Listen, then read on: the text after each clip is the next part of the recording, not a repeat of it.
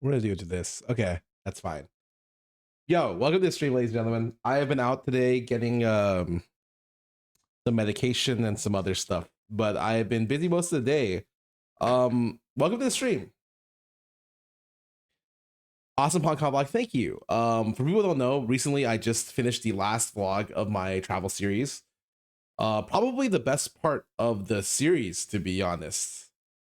Like no glaze, it's good. It's very good. Would recommend.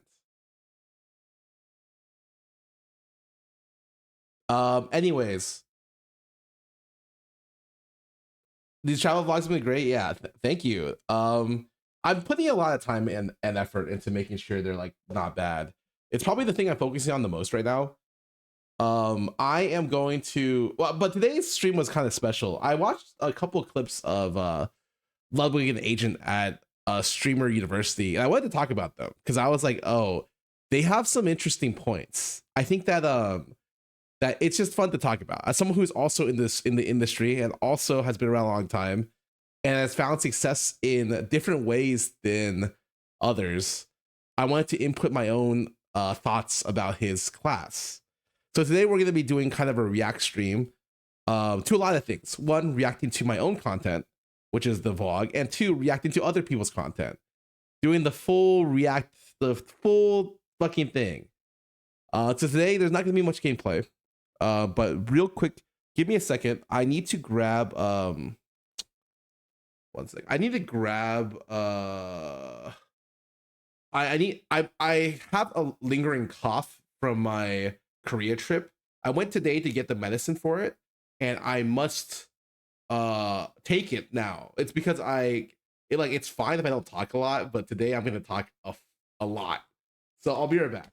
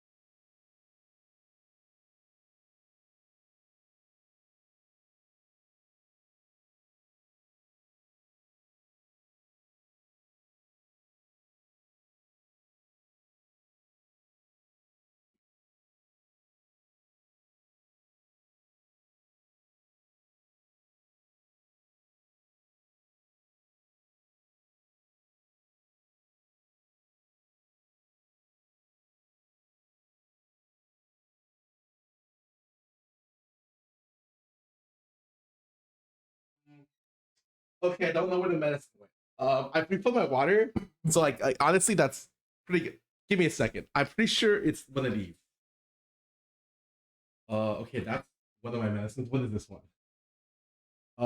I need to take this one. Okay, hold on. What about this one?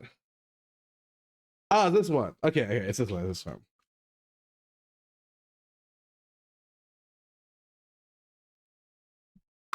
Okay.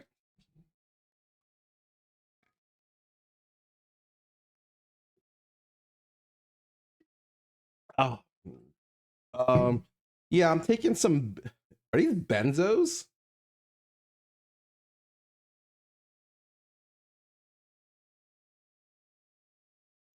I think they are. Is this where they get the name for it? Benzos are just generic cough medicine? What? Is that right? Guys, can I get a fact check here? Any doctors here that crack these origin boxes? There's going to be a restock this month. So you can if you want to get reloaded, but like if not, I would wait for another year.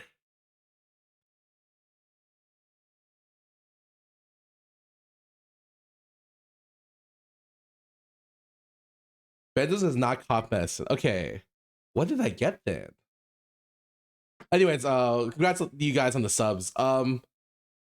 Uh dude, I went out to get medicine and I was getting medicine. I'm like, let me just hit up every TCG shop in the like 2-mile radius around me. With the 3 different ones, they all got sold out. Oh, Abe. Abe, thanks for the raid. Welcome to the stream. Wait, okay, this is okay. It's good that Abe's viewers are watching. This is a fucking TCG addict. Anyways, I went to a TCG store today. 3 of them, because I was picking up cough medicine because I wanted some cough medicine for the week. And I went to 3 different places and they were all sold out. No, you did not want to come. They were all sold out of everything. I went to Little Tokyo. There's 3 like within like 2 blocks. Which is like a downtown LA area which celebrates like Japanese stuff. And every single one I went in, I walked in, I'm like, you guys got anything? They looked at me and they said no. Because Anime Expo was 2 weeks ago and all the weebs took all the product. They told me it was the busiest moment of their time of the year by far. And business was great, but nothing is left. So I was coming into like a place after a hurricane. I was the hurricane relief and there was nothing left. Like actually. The Real Joe, welcome back for 15 months, and Lario, welcome back for 62 months, 6 weeks subbing. Yeah, it was rough, man. Oh, what's up, Banana? I saw you were streaming today. But I went and then wait, one of the stores, okay, I went in and it was really hard to get into, okay, and so I had, it was like kind of a hidden store. You had to like ring a bell, and there wasn't an obvious way to get up. I went there, and the guy, his name is Griffin, really cool guy, was like, oh, Scarra, I know who you are. And we just fucking talked about cards for like an hour. And he sold me a box from his collection. And I'm like, are you sure about this? He's like, yeah, dude, it's fine. So I got 1 box. And I'm trying to save boxes for my vending at Collecticon in 2 weeks. And it's hard. Every time I pass a box, I just need to rip it. If I'm bored, I need something to do with my hands. And usually it's rip fucking cards. And I realized that like I can never be a collector, like a sealed product collector, because how do people resist? It's actually fucking impossible. I went in South Downtown LA, asked lunch place how busy they were. They're AX and Outfield, they say they're the busiest all year. Oh yeah, it's crazy. Blue B623, welcome back for 72 months. 637. Shenzhen vlog was top tier. Yo, the Hong Kong vlog just came out. You're vending Collecticon? Okay, here's my thoughts about vending at Collecticon. I'm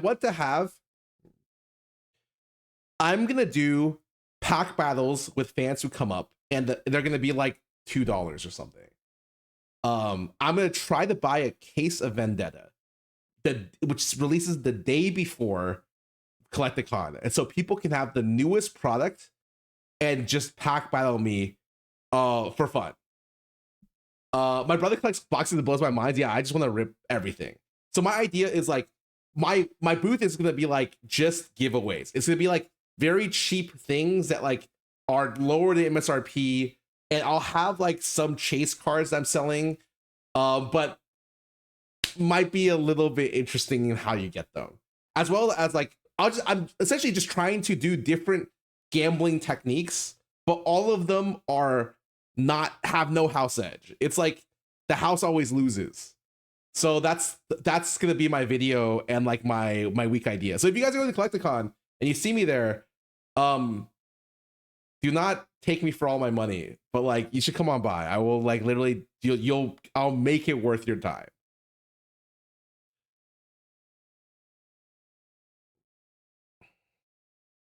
But anyways, Abe just hosted. Here's what's happening today, guys. I saw a video I saw some clips from Ludwig and Agent talking about how to be a streamer and going over some classes about streaming. And I was like, I watched Agent's class last year, and I was like, oh, this guy knows ball. Like, he's doing a pretty fucking good idea. But I commonly find that I have very interesting different opinions than some of these guys. So I wanted to react to their classes. Additionally, I also have my own vlog, a Hong Kong vlog that is very TCG focused. I was told that I have more than an hour of footage, like 2 hours of footage, essentially, when Angela asked me, like told me about it. So it's very TCG focused, and I was like, it's really cool. I think it's like one of the best vlogs of the trip. So I also want to watch that with my stream. I'm very interested in what you think of the class as someone also very experienced. Yeah, no, I got some ideas. Zero Kirby, welcome back for 73 months. Thanks for something. That vlog with TCG Blessing, yes, is a lot.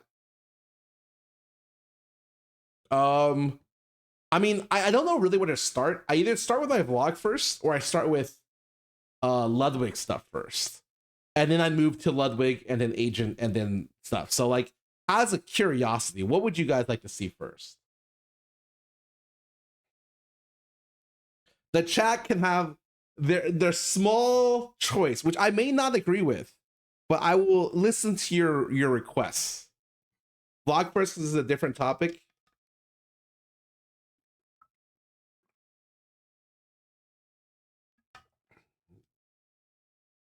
Class vlog. I don't know if I can do that. Vlog later for more viewers. Oh, that's interesting. Scarra content first one, the Scarra stream. Okay. Been seeing Ludwig reacts all day. Really? A lot of people have been talking about it. I think he did a great job with his class. He's really talking about his experience from the very like firsthand.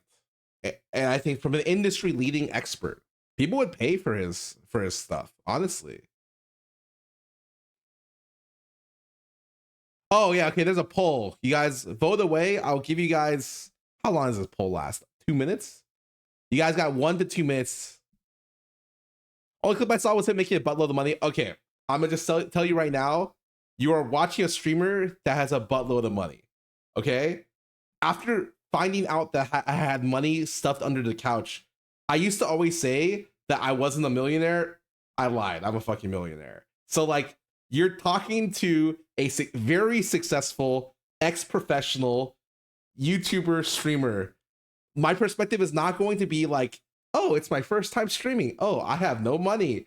Oh, I am making like an average wage. No, I'm rich. I'm fucking rich. I'm balling, actually.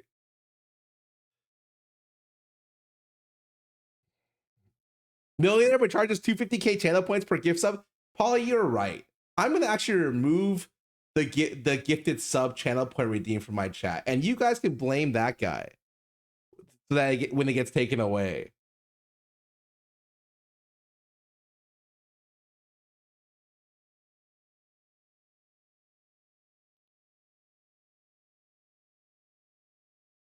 Scar, I'm going so tired. Oh, what's up, Peter? Peter, bro, you gotta keep going. Yeah, you want to play some Valo? I had plans for today, but I hear you like playing Valo. Wait, stop fucking redeeming subs. What the hell? Guys, I don't know if my bank account can take this. Why the hell did you guys all just redeem this today? What the heck? One sec. Actually, whenever a lot of people do this at once, sometimes my PayPal just rejects everything and then I can't do it anymore.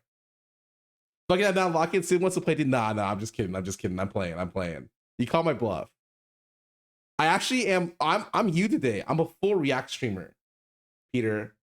I'm a full. I have stuff I really want to talk about, and it's not even Key Hero 7. Thank you so much for the 5 gifted. It's not even like it's a very abnormal stream. Millionaire, but he doesn't think I love you for every sub. Stretch, I love you. Thank you so much for the support. 143 months. All of you subs right now, I'm gonna talk about you soon, by the way. You're a big part of my Ludwig React because I got some stuff to talk about. We start with the Hong Kong vlog first. Will, yo, what are the Poll end that. The poll ended at 85% streamer university vlog. Okay. Now we're starting with this first. Okay, fuck it. Fuck it. I mean, look, I don't listen to you guys much because I think you guys are stupid sometimes, a lot of times. But I'll listen to you guys here. And like a smart streamer, I have already have all my content on the other screen, so I can just pull it over. And we're gonna chill and watch this shit, okay? I'm probably gonna turn music off for these because I don't really want what is this? I don't really want video game music in the middle of this. Let's do this. The chat reflects the streamer. Nah. Chat, can you hear me already? Okay, there's no way. Okay, wait, hold on. Checking out classes, showing my slideshow, drama. No, not important. Here we go. How to get lucky. Bros in the right trends. Oh, I'm not making a video about this. This is literally purely for personal interest. There will not be a video of this react. There will probably not be a short of this react. This is just for me, and I guess for you because you guys are here. Doors are officially locked at this point. Everybody is officially late. That's so funny. I was walking up. No. Can you give me one, please? There's no way. Dude, he's that kind of professor? Hey, Professor Al. Huh? Do you have a pen by any chance? They gave me a box with I do not have a pen, I apologize. I want to say though, Professor L is such a good name. All right, yo. His brain impression going down.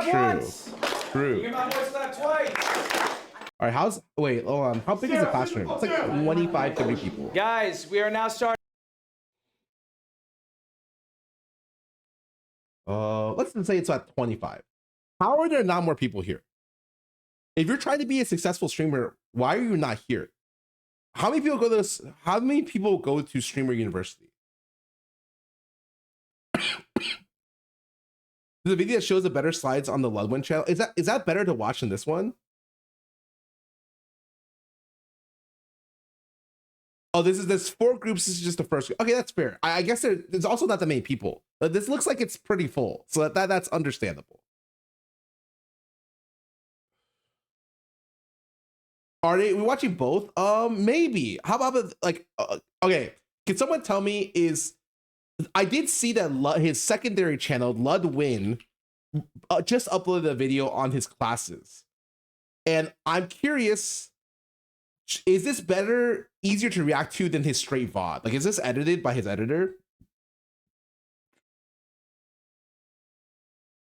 Ludwin be better. Okay, cool. I will just do this rather than the full one.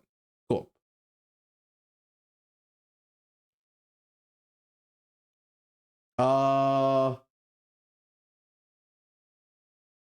Where the fuck is his classes? Bro, where are his classes? Is it a different video? Oh my God, sorry. It's the second video. Oh, sorry. Okay. Today we're teaching a class. It's called How to Get Lucky, which I didn't really consider the sexual ramifications of the name of this course before naming it as such. It's not how to get lucky sexually speaking. You know, I think to become a successful streamer requires a modicum of luck. And so it's like, how do you get that luck? 100% guarantee you have to be lucky to be successful to some extent, to a large extent. I was successful because at the time when I was successful, there was no competition. Pretty much. No one, streaming was just getting started. No one talked while streaming. They used to play League of Legends muted the whole game, and no one would talk about it. And I started my stream and I was like, what if I just talk about my games? And then I did, and I started immediately. I can show you my Reddit post from 13 years ago. This is an embarrassing one. Okay, please do not judge me on this. Look, 15 years ago. Just, I don't want to talk about this. I finished a pretty long test run, so I finished my stream and stress test to the point where I can make an official announcement. I'm Scarra from Team Dignitas. I play solo lanes, usually mid lane. Oh, let me maximize this. Usually mid lane, and have multiple accounts on the front page. I'm well known for my Katarina play. I'll be starting now, 6:30 a.m. Central. Whenever I feel like stopping, probably at least 4 hours, to be a stream of constant solo queue over the Twitch TV platform. I'm explaining what I'm doing on the stream. Okay. I'll also be answering questions verbally through chat in between games, as well as high-rated comments on Reddit. I actually did this. Kick it off, I'm holding a glorious event where I give away every free Riot Nasus codes. I had like 20 plus for this. So I'm not a huge fan of code giveaways at a random time intervals and watch people jump over them like hyenas over carcass. I decided that I will give away a code under a couple criteria. Here's stuff that will win a code. Things that make me laugh or interesting, funny Photoshop pictures or gifts. The highest rated comment in this thread, entirely anything I find worthy of throwing a code at. If you ask a question I find to be interesting, pretty much whatever I want. No, everything is entirely arbitrary and 100% unfair. Also stuff related to League of Legends. Follow me on my Twitter for random ramblings and stream alerts. Let the games begin. This was the top post on League, and I was one of the first streamers, period. What is this picture? 15 years later. Beautiful. Absolutely fucking beautiful. What a fucking classic. Yeah, this used to be my offline screen. What a classic picture. This is formatted horribly. Fuck me. It's probably an example of a pickup line that probably won't work. Wait, some people are real funny back then. I posted this in chat. Oh my god. It's me photoshopped on all of my teammates. This is some cursed ass shit. I have not looked at this before the stream today, so this is like, I have not seen this in 15 years. Boy, have fun and much money. I noticed that you weren't happy with the formatting. Maybe this would help. Oh my god, someone reformatted my thing for me. I didn't even see this. Crazy. Wow, they were crazy back then. An hour on this beauty. Oh. The Kitty Cat Scarra, the Hot Fuzz. Inana Bell, thanks for the sub. Welcome to the stream. This is some OG shit. You're a great player. You have good knowledge to offer. Speaking of which, can you help Freak and Store come up with a good cat build? He actually seems a little confused. Oh my god, it's Freak on Nikasaur. Dude, this is just, oh my god. Anyways, I'm not gonna go into all these pictures, but I started 15 years ago, and my competition was fucking no one. And I have a very weird way of starting stream. I don't like to give, usually I give advice on like, it worked for me, so this is what you guys can do. You guys maybe can follow parts of it, but I never talk about starting stream because my ascent to streaming is very different. I made this post, okay, on our League of Legends at the time. I was a retired pro player, and there was no one. What the fuck is this pinned tweet, Polly? There was no one streaming back then for the most part, and people streaming, they didn't talk. I talked. That was like the revolutionary thing. Okay.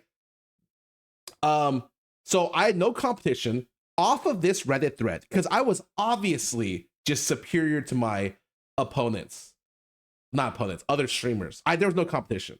I hit 400 to 500 viewers off this post inside the week I started streaming after this, which would never happen today for the most part. Like, it's very, very difficult or very, very different. So I started streaming in the plumber era. It's true. But fuck if I wasn't an MJ during this era, you know? So I have a very different, like, kind of rise to fame. Okay? So I never ask people, like, it's hard for me to give advice on people starting a stream, but this is what happened for me. Nowadays, the competition is a lot more. Not only are you competing against your peers who are starting the stream, you're also competing against me. I haven't quit. 15 years later, I'm still going. And you know what? I still have hundreds of viewers. So like, there's just a lot more competition out there. On top of that, especially with your content, you're I always say like you're kind of fighting for people's time. Because that's what it is. Like you're fighting for their ability to watch stuff, okay? And you're also fighting a little bit against like slop, whether it's slop content that people make or slop content that AI makes. There's an infinite amount of just terrible fucking content out there. And a lot of it is like kind of a little bit your competition in like the of your like your mind space. Like people only have a certain amount of time per day.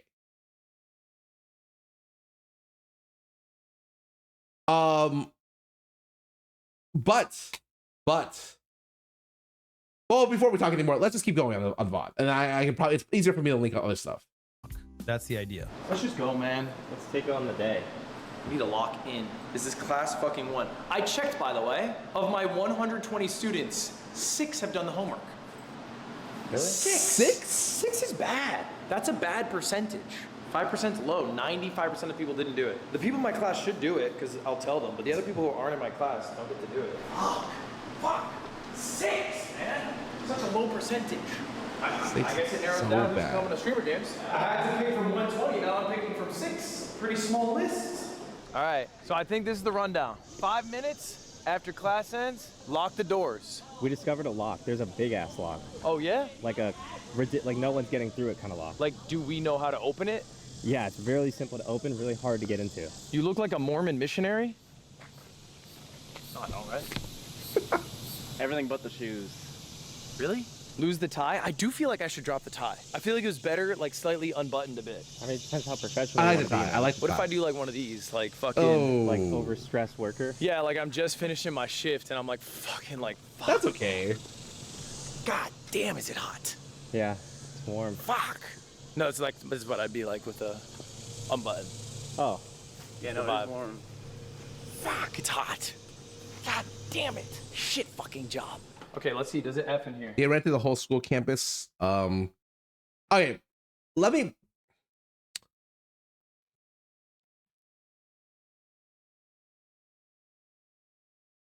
How much do you think it costs to rent a small community campus, like a community college campus?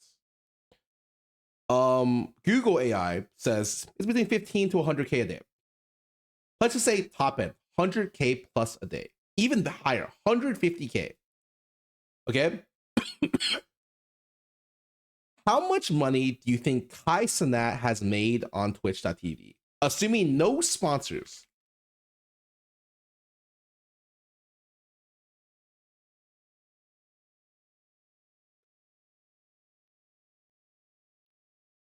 Per day, 25K on his subathon. He was making 100K plus a day. 100K. He did like multiple mafia thons. Like, you guys don't understand how much money people make on streaming. I will tell you quite clearly, as someone who makes, for my size, I make some of the lowest amount of money of any streamer you will ever watch or ever see. I have quite a lot of following clout. I still have decent viewership. I've been around a long time. I make not much money at all. We'll talk about that when he gets to his money slide, but I'll tell you exactly how much I make over there. But it's like, this shit is light work for Kai Cenat. 100K a day. He hosted for 2 weeks. That's like maybe what? 150K a day. Let's say it costs him 3 million. Let's say it costs him 5. Okay? Because you gotta do some custom shit with it, right? 5 million, he can tank that. It won't be pretty, but he could. But he has sponsors, so he's not tanking that. The number one thing as a streamer you want to do, take money from your brands, not your fucking followers. Okay? At least when you get big. That is what my opinion on it. And I think it's the exact same thing Lud says as well. Okay, I am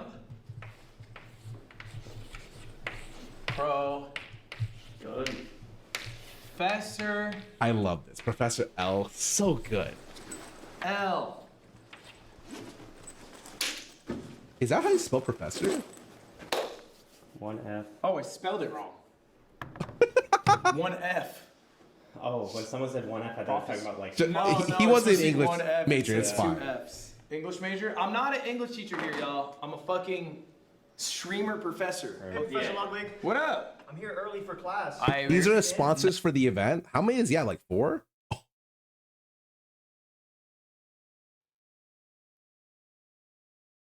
Oh, he's chilling. Oh, he's chilling. 4. He ain't paying a single dime for this streamer university. With this many sponsors, fuck no, he is not paying shit.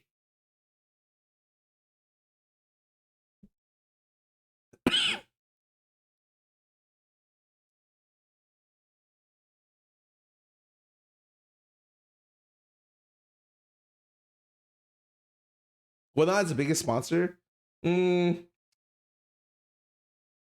don't know, man. It depends. I like. Okay, you think Whatnot is big. There's no way you said Whatnot when Shopify exists here. If it's based on not like Meta and YouTube being giga giants, you do not understand Shopify has motion. Shopify has so much motion. Everyone is forced to use their fucking store, okay? Shopify is like, there's a reason Shopify Rebellions came into the LCS and started paying people big bucks because they are rich. They buy the LCS team and they have 100 workers. How do you think they paid for it? Also, that's the meta. If you lay off your employees, they play better. So that's what I hear. So currently, like, the MSI champions just lost to DK recently. Spoilers, by the way. I'm so sorry. And it's because DK they're unemployed. All right, anyways, back to the video. No, we're going to have to wait till 2:45. Doors will open then, though. Sorry about that. No worries, man. Good to see you here early. Yeah, I'm here early, man. And I saw you did your homework. Yes, I did. Appreciate that. Yeah, no problem. That's a good student. Bader, you put in the Wi-Fi? Huh? That's a good student. Mr. Keem? Yeah, Mr. Keem is a good student. Side note, I love Keem. He is someone who always is down to help people with tech issues. He always seems like such a chill guy, really fucking cool. He's been helping people with tech issues all through Streamer University. Really fucking think that he's awesome. Like, and I mean, like, he's been to like 8+ people's streams, 12+ people's streams, just making sure they can live stream correctly. And I promise you, live streaming is hard. I know people are like, you stream for a living, you should know how to do that. No, it's not that simple, man. That's like when my mom tells me I should be able to fix her internet problems because I use the computer. It doesn't work that way. Also, my mom is definitely a person that downloads, like, clicks on 60 links that has 20 Trojans on her PC, and you like open up the web browser and there's like fucking 6 billion things, and you're like, oh fuck. Shooter log initiative. Wait, should we show the log? Yeah, come on. So, if you're wondering how we're locking students out, it isn't through traditional locks. They literally have this, like, just metal bar. That's just a metal fucking bar. crazy. Which Christian keeps calling a school shooter lock, which it probably is. Because we live in America. I guess you could really get crazy. But this way, you don't have to physically Guard the door. guard the door. Chat, does this look good if I'm here? And I'm like, all right, so, does believing in yourself mean I'll be able to know? That's what I'm. Robotussin. And then Bader asks a question. Kill yourself. Back to the bar. Nice. And I go, boom. Yeah, looks good. You can let our students trickle in. Sorry, I'm a bit early. It's hot outside.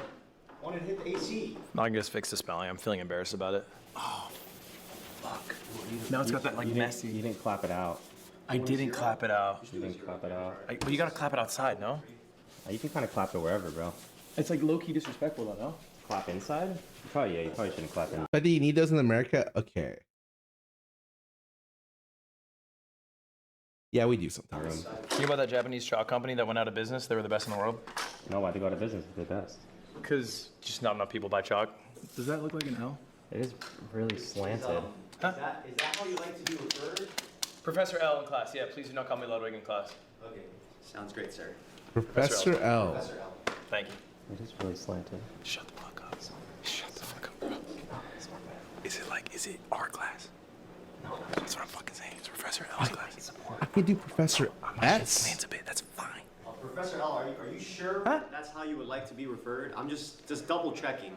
Professor L. Wait, why would that be bad? There's a lot of people in class who might not be down to be serious. They might be trolling. I don't get it. What's wrong? Professor L. L's for Ludwig. Okay, understandable. It's like a pseudonym. I don't get it. What's wrong with L? Maybe like Professor suggestion. Guys, we're gonna skip. We're gonna skip. Liberty. And I like that. And I like the pursuit. It goes loaded 3. It's like There are so many people here with. This is an. First of all, this is a class for IRL streamers, and streamers looking to make it. I think that should be a very specific thing to think about when listening to the advice that Ludwig gives, because there are very different ways of being successful as a content creator / streamer. This is specifically targeting essentially IRL streamers looking to blow up. you hear my voice clap twice about this question.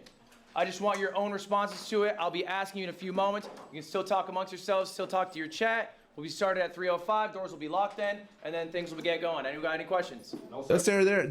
The way this thing works is Streamer University has 100+ people, and they combine large streamers with small streamers. Because quite frankly, I think the formula is very smart. Nobody would watch if there wasn't some reason to watch in the first place. You typically combine like hungry, like people looking to make it with people who've already made it in the field, and you can create some magic there. All right, let's get to it. Hey, you sitting in? Yeah, I just love it. Oh, Agent's here. That's man. For people who don't know, Agent is part of AMP, Kai's group, very successful person. Started as a 2K streamer.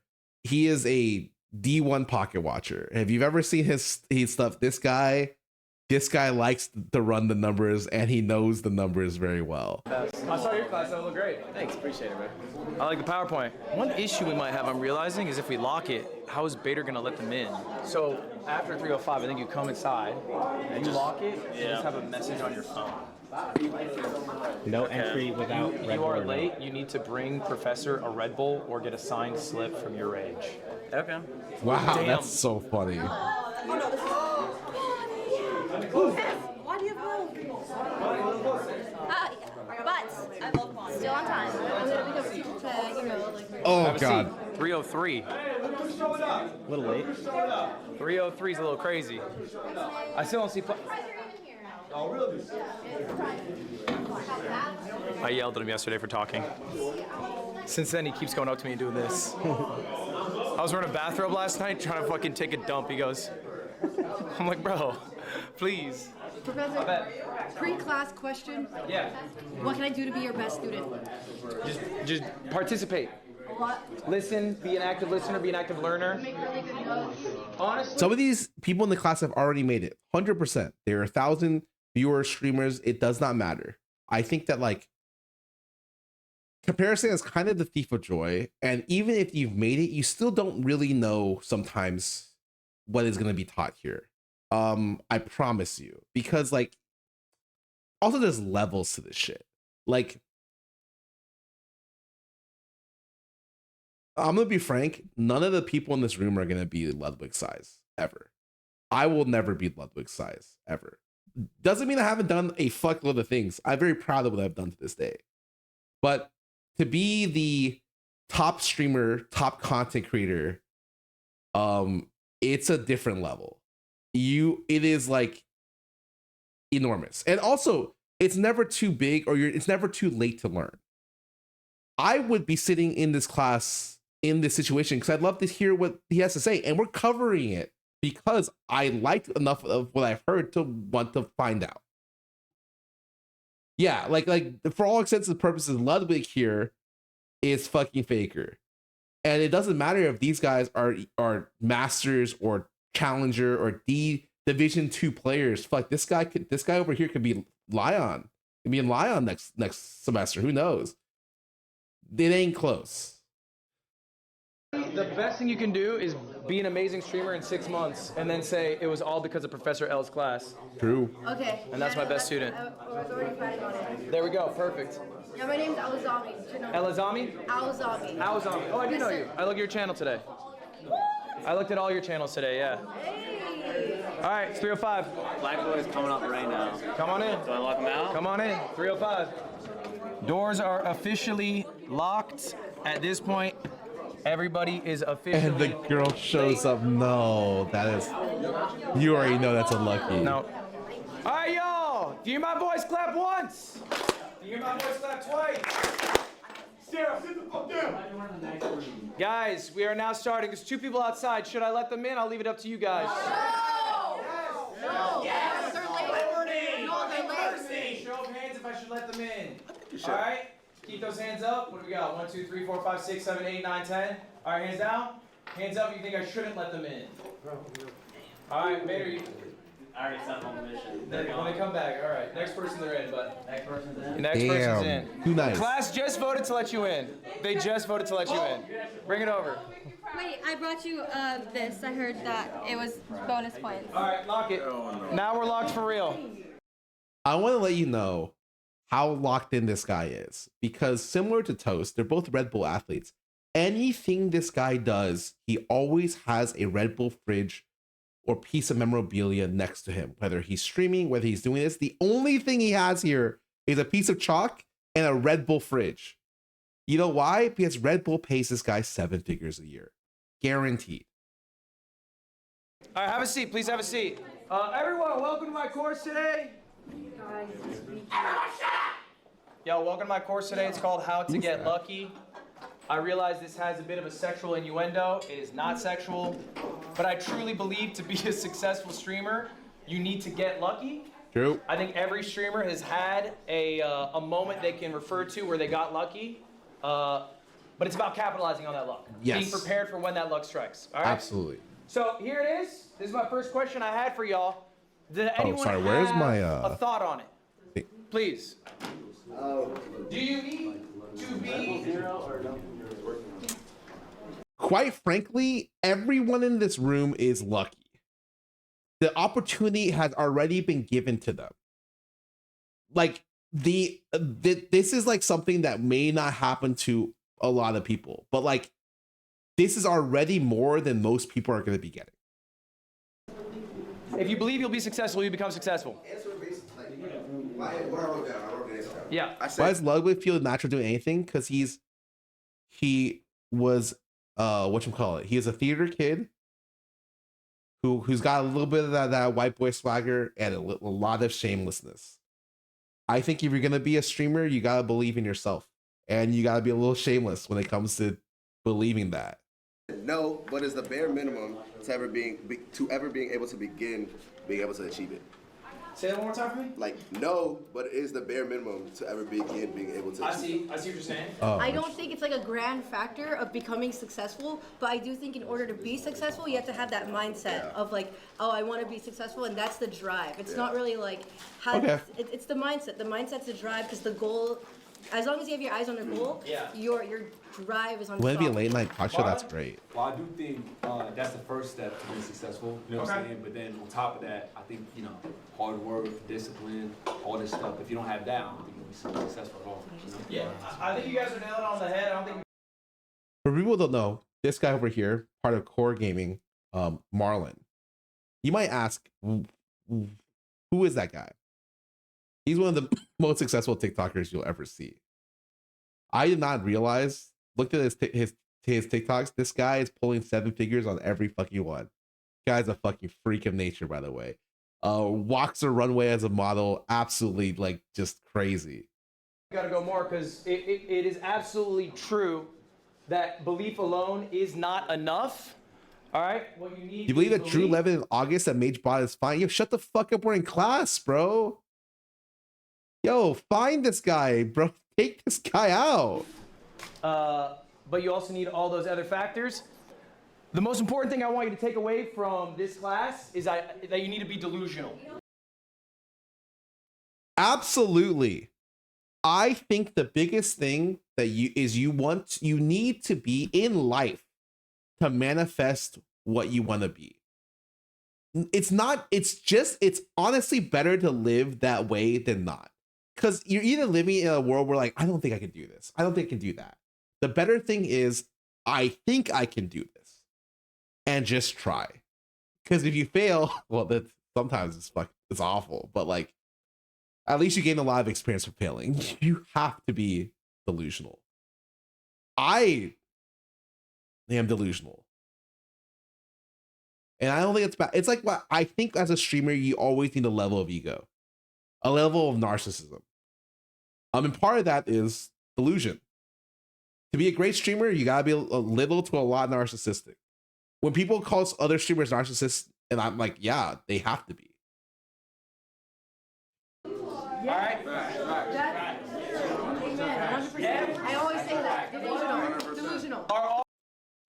When I first started streaming, for a couple weeks, when I first started streaming and being a pro player, I Google email me anytime someone used the word Scarra on the internet every 2 weeks. Then I thought it was hella cringe and I stopped doing it. But let me tell you, that's how much I was obsessed with myself. Already amazing at this. All right, you were all delusional enough to have applied to Streamer U and thought that you would get picked to get in.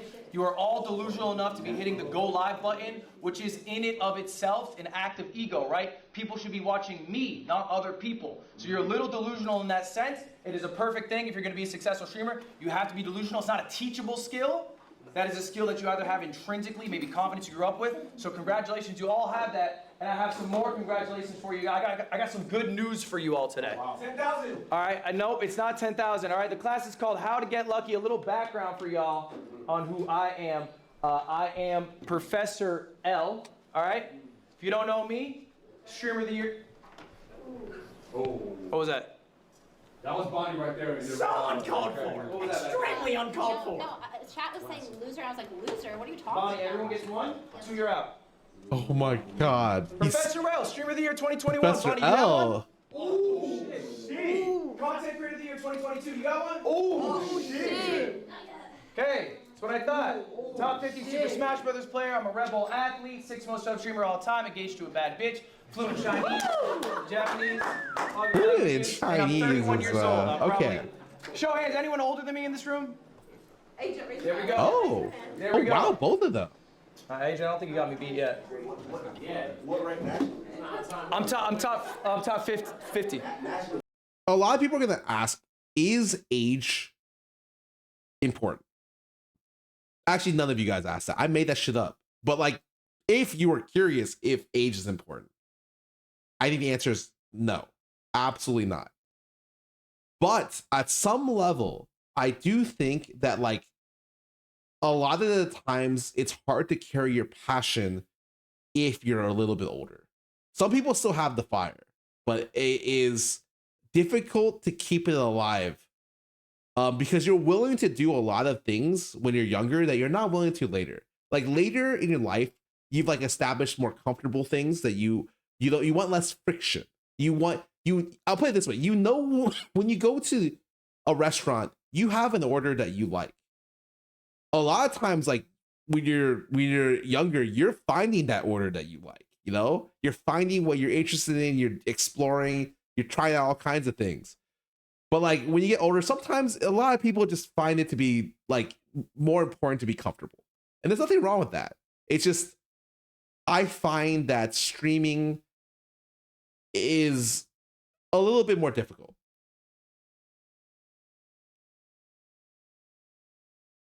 I do think it's possible 100% to be any age and be successful as a streamer and content creator, even into your 70s, 80s. There have been successful streamers, successful YouTubers really at that age. As long as you can give people a reason to watch, you can be successful. Yeah, man, let's just go to next. Being part of a content friend group help you be successful? Absolutely. Can you make it on my own? I made it on my own. You're talking to a person that has, I've made it. I've made it so many times. Not only have I made it once, I've made it twice in huge ways. I've made it and been successful on every metric you can possibly imagine. On Twitch, viewership wise, I've done it. I've done everything. What do you want? 5-figure viewership? I've been there. Top of the category, I've been there. YouTube, million sub channel, been there. Personally, I'm not there yet, but like in terms of like a group, I made it, started a YouTube group. I created part of the streaming culture. A large part of an entire period of time, a lot of it spawned because of me. I've done everything that needs to be said. I've not been in a movie yet. But I've been on red carpet events, stuff like that. It's like, you know, it's been there. I've been on TV. I've been in a TV show. I've been there.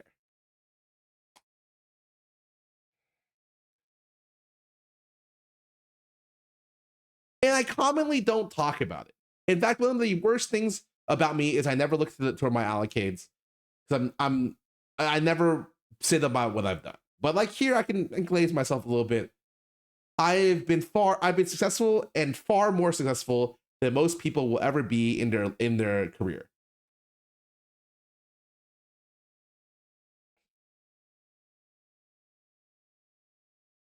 Next slide. This is in the state of Bear. All right, y'all. I got great news for you all. These are important facts. Keep in mind.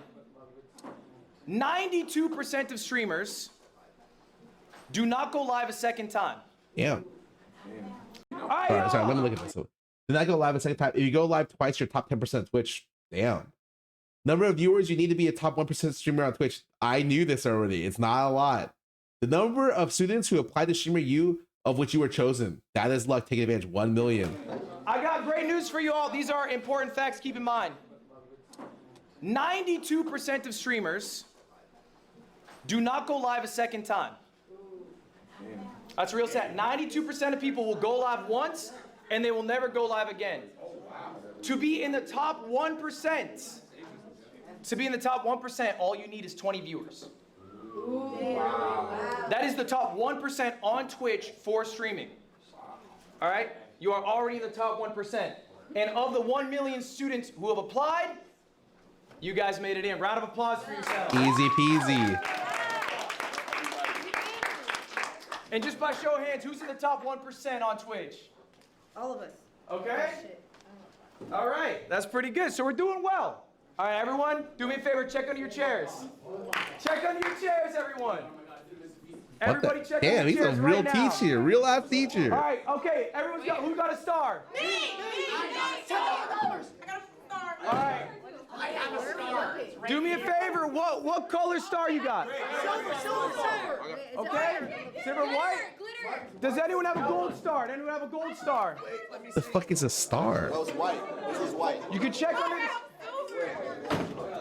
Anyone got to check under the chair of a neighbor if you need. Who's got our gold star? Oh, we got our gold star. Okay. These streamers are being treated like preschoolers? No, these streamers are being treated like students. The mark of a good professor is being able to keep people engaged and educate the class. As soon as you, like, it's not like demeaning to be able to take or to do a more, what should we call it? Like free form class. In fact, I would say it kind of shows on his teaching ability that's able to do this without making it drone on. Everyone's had professors that just fucking read from a book and start just writing shit on the fucking board, and you're just like, this is like the worst hour of my fucking life. And those are terrible. And he is like very much like keeping the class engaged, keeping them there. For people who, I'm telling you, streamers are not, maybe not stupid is the right word, but they're like it's hard to keep them on. They're most of them are brain rotted. It's ADHD, hard to keep them focused and on track. Okay. This is a 20-person class. It should have engagement. I have been in 20 people classes where the teacher was not that good. Ludwig is already better than some of the teachers I've had in my life.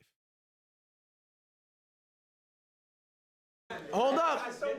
Let me explain what the stars mean, everyone. Let me explain what the stars mean. What was your name again, please? Malik. You win our gold star. Are you live right now? Guess what you win for the gold star? 10 gifted. Do I get to your game? I will be rating you today. Wow. Great fucking, I love that. Now, guys, what did Malik do to earn that gold star? Nothing. Got lucky. Okay? Raise your hand if you got a white star. I got a white star. I got bad news for you. All right, you guys, and this is a real stat, you guys are going to leave Streamer U less successful than you came in. Damn. I need you guys to listen to these stats. You got I'm about advice to tell from his you. mom. They're very That's important. awesome. Most of you guys are going to fail. Most of you in this room actively are going to fail as streamers. Why? I did the math on last year's Why? Streamer 2025 invites. Here's the chart. Now I'm going to break down this chart for you. It's a dumbbell chart. Wow. What a great chart to bring.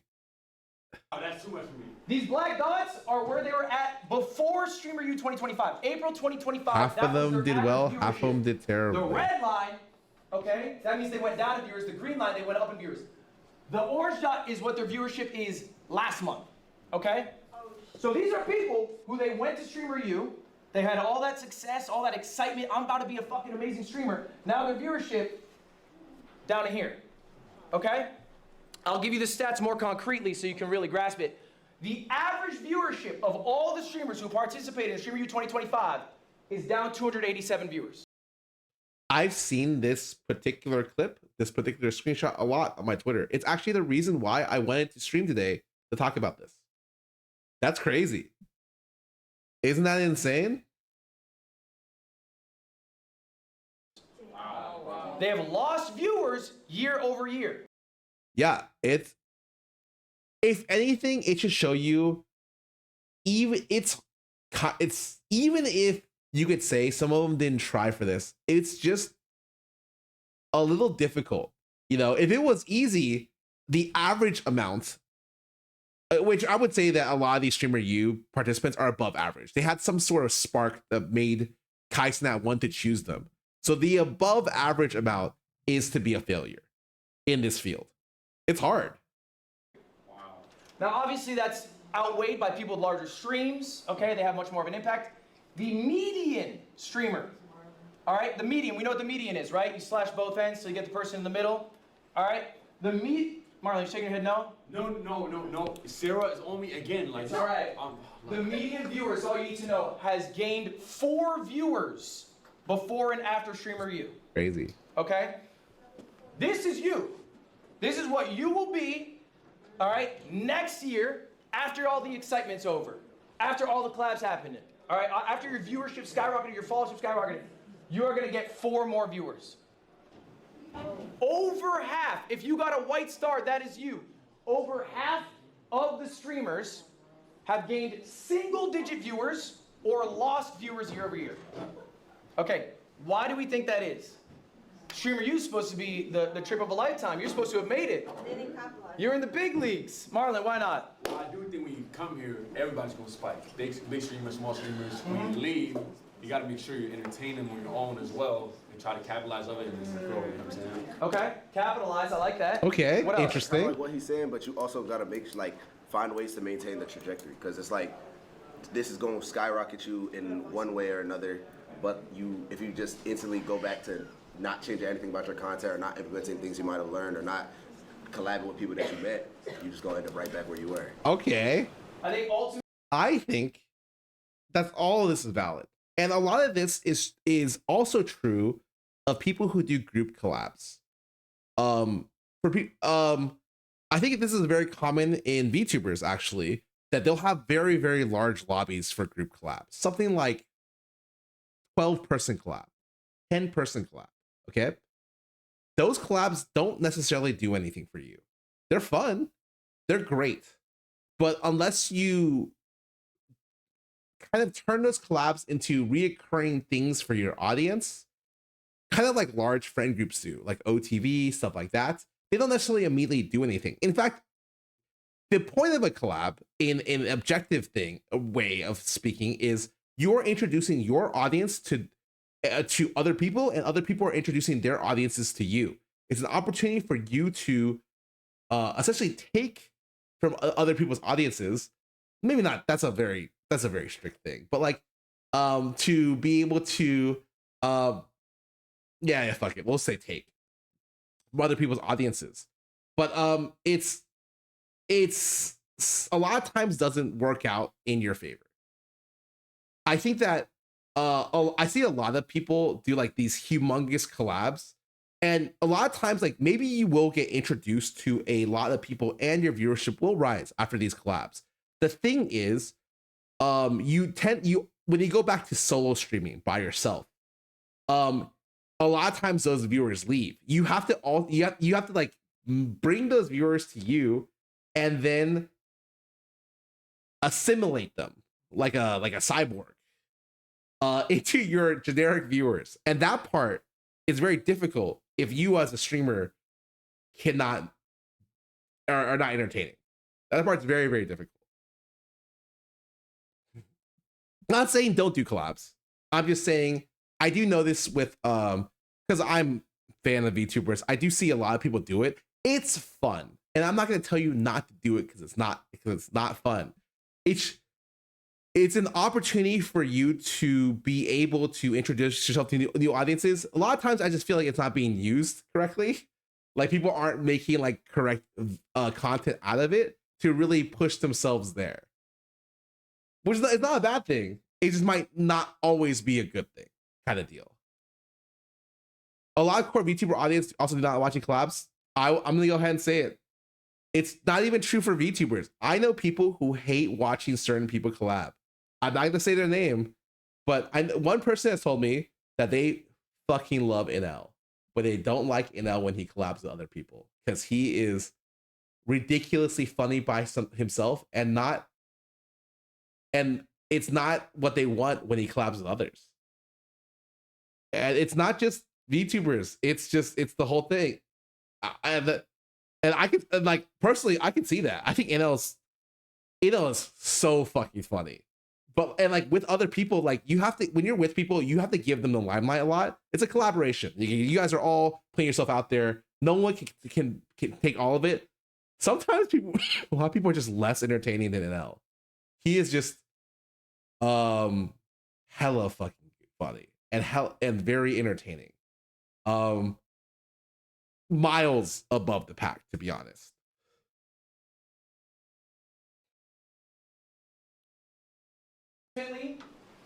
When shit's going good, when the viewer number's up, it's really easy to spark stream.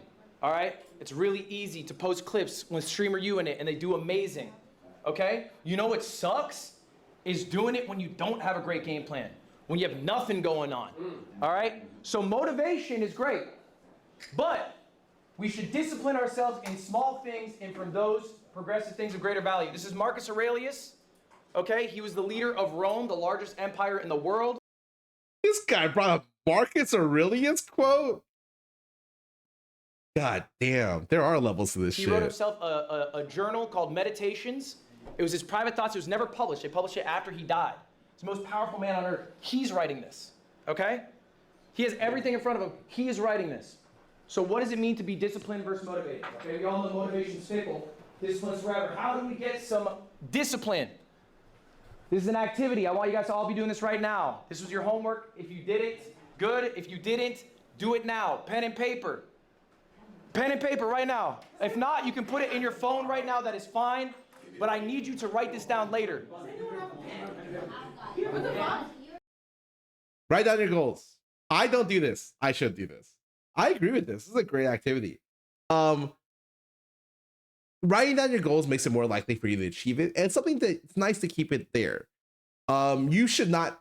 For me, well, maybe I should. I'm not gonna go into this, but I'll talk about it later.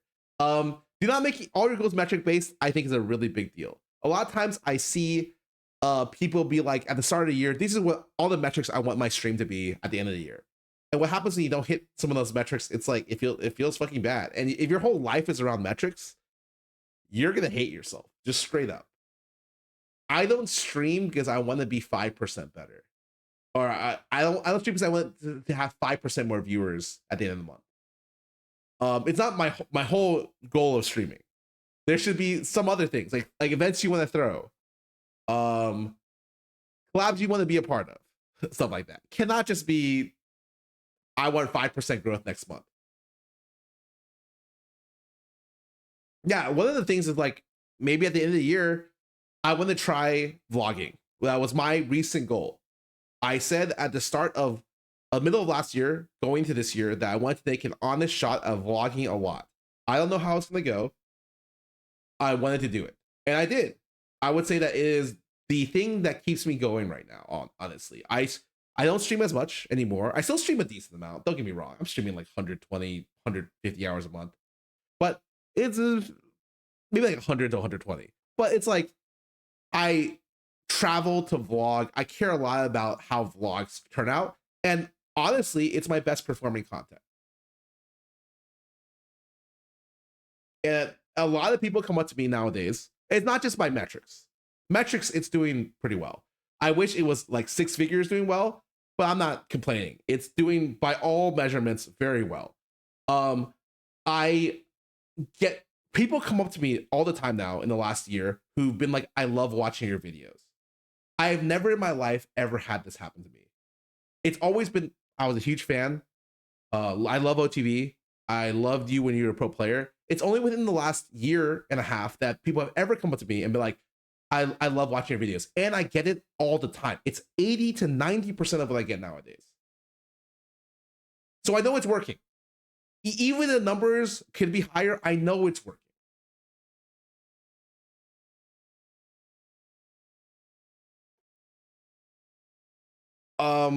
Anyways, let's keep going. Dream big but make it achievable. I think that's a nice thing to have. I don't mind just writing a goal down that's big. I saw something today that was talking about this thing that said have goals for different sizes of different like levels, even things that are unbelievable. Like have a goal for let's say, I think it was different income levels. Have like $100 stream idea or stream goal. Have like a 1,000 goal. Have a $10,000 goal and a 100,000 goal. What would you want to do with that much money? And that was a cool experiment, you know. And most of the time, no one's ever gonna do. Oh, that was Lud. Oh, I have no fucking idea. I thought that was something else. I think that was a cool thing.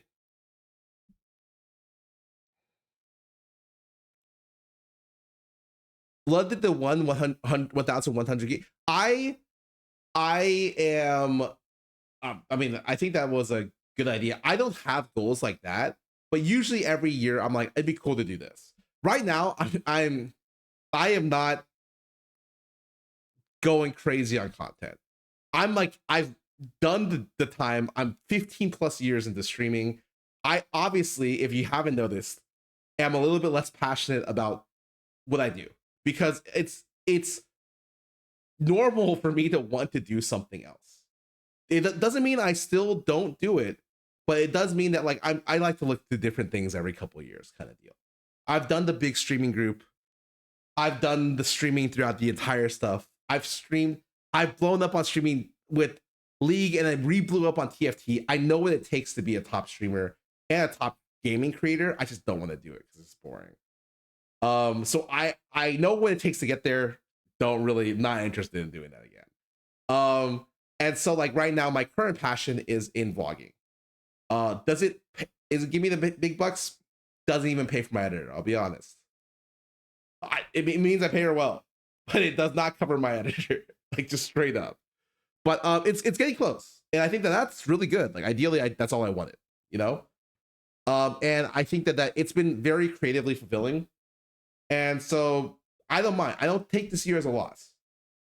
But if you were to look at my stuff more closely, there's a lot of holes in it. I'll talk about the holes when we get over there when we go through this section.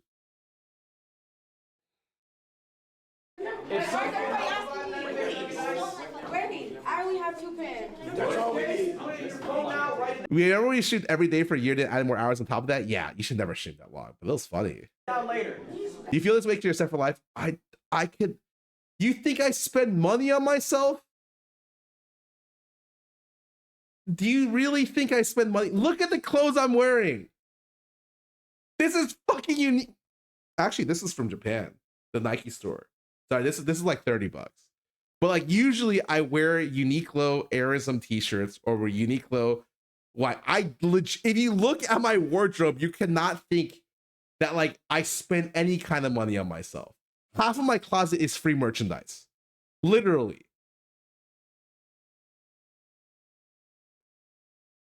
And I've spent more money this year than I have in the last 10 years on myself.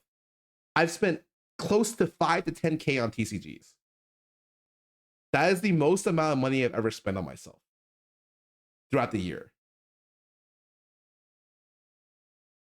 And that's not that much. I know people who spend so much more on things than that. It's just like I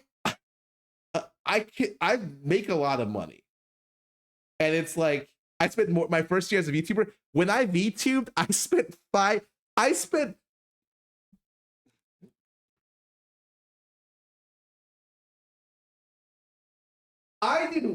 okay, hold on. I did one stream with my baseball mascot VTuber. This cost me $3,000. One Anime Impulse stream for 2 hours. I broke the glasses in the first 30 minutes of the stream. And I did it for fun. And I do it fucking again. My VTuber, my VTube arc for 2 years was when I spent the most amount of money, but I consider it more business expenses. But I spent like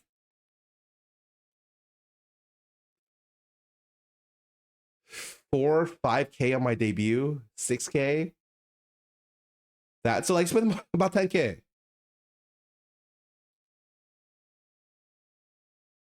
And I you know, but I have 7 figures, okay? Like I just don't spend that much on myself. And this is what it is.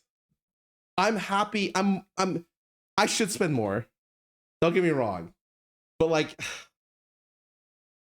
it's hard for someone growing up who like cut coupons with their family, who grew up rather more poor, to then all of a sudden just I didn't realize like when I open my food delivery app, I always go to the deal section to buy something that's buy one get one free. Still, it's not what I want to eat. It's about what's available for me.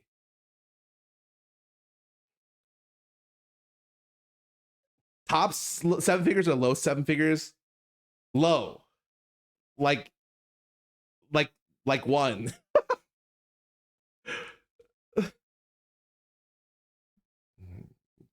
Don't get me wrong. One is a lot. But like it's not, it's 7, it's still 7.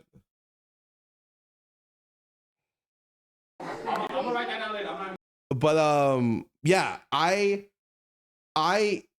know how lucky I am, especially in this economy, to be doing well. I'm not trying to be relatable anymore on like a financial level, because I think that's just disingenuous. I do like when streamers like Letter just like I'm a multimillionaire, and you know he's a multimillionaire. Like I'm telling you right now, I used to never say I was a millionaire. That's because I forgot I had a money in a savings account that I gave to an advisor, and he told me this year I haven't checked it in 3 years. And that's when I'm like, oh, I'm a millionaire, because I found my money. It's literally hidden under the couch and I forgot about it. I'm fortunate enough that I can do that. The first person that helped me invest is a person that works with like Shroud, Doublelift, Jody, Avon. Name is Jeff. Cool guy, really great guy. And the first person that a lot of people trusted their money with is him. Turns out he does his job pretty damn well. And a lot of people have been with him for over a decade, including me. And I just forgot, like straight up. It's because I remember why. I tried to log in. I forgot my password 5 times. I had to call in to reset it. And I'm like, fuck this, I'll do this later. 3 years passes. Turns out he's been investing the entire 3 years. Turns out I forgot I had money in there, and so I'm really bad with money. So like the entire last 3 years, I was looking at my bank account and my investments. I was like, it's not really growing that much. Like, should I be worried? Like, I had a lot of financial opinions because I thought I need to buy like a house for my mom, stuff like that. A lot of my financial problems disappeared in the last couple months, actually, because like found out that my mom had more money than expected. My brother's out of a med school, so I have realistically in the last 30 days I have been relieved of a lot of my financial stress, which is great. I'm happier. I don't have to really think about that. That's kind of weighing down on me, and it's something that like I wish upon everyone.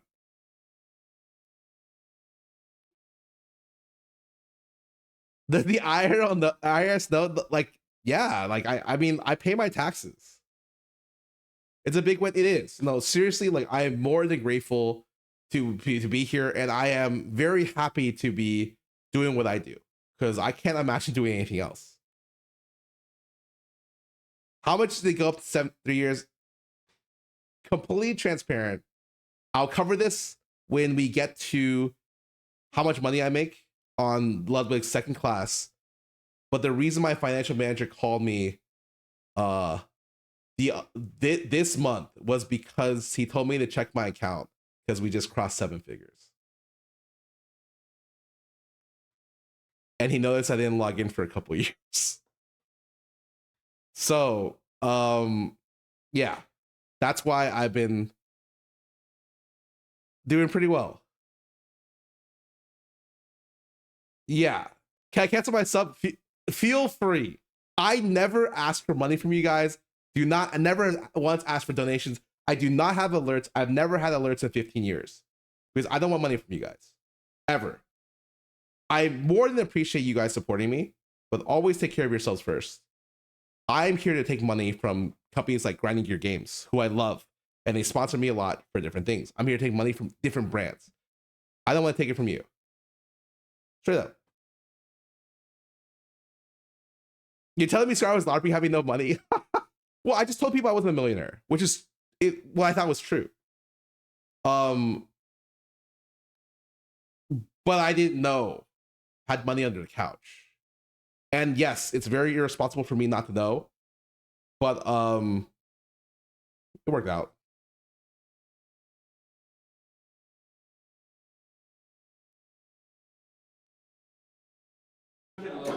Let's put it in the phones right now at the very least. A couple 100,000. Oh yeah, it's a lot more than I thought.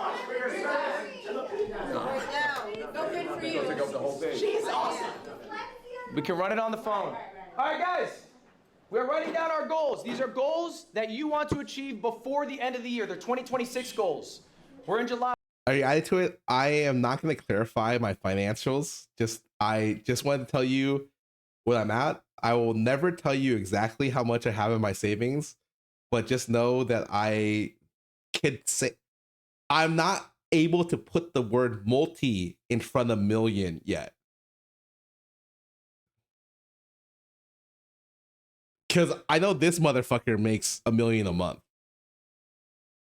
We're over halfway through. We don't have that much time left. But what do you want to achieve by the end of the year? These don't have to be streamer related.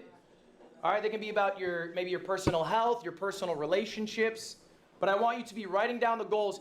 If you're writing down on your phone, I want you to write these down physically, okay? This, I have it. I didn't bring it with me, actually. I fucked up. We forgot to bring it. I wrote this down in 2018. I literally have the piece of paper in my dorm room, okay? It was 2,000 subs, 100K followers, 1 million uniques. Be punctual, be full time. I've never in my life written this, but one time at the start of the year, I did write something. Let me go see if I can find it.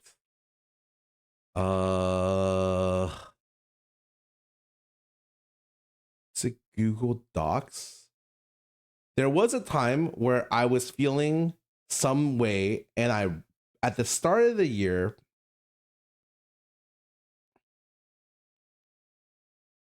I wrote something.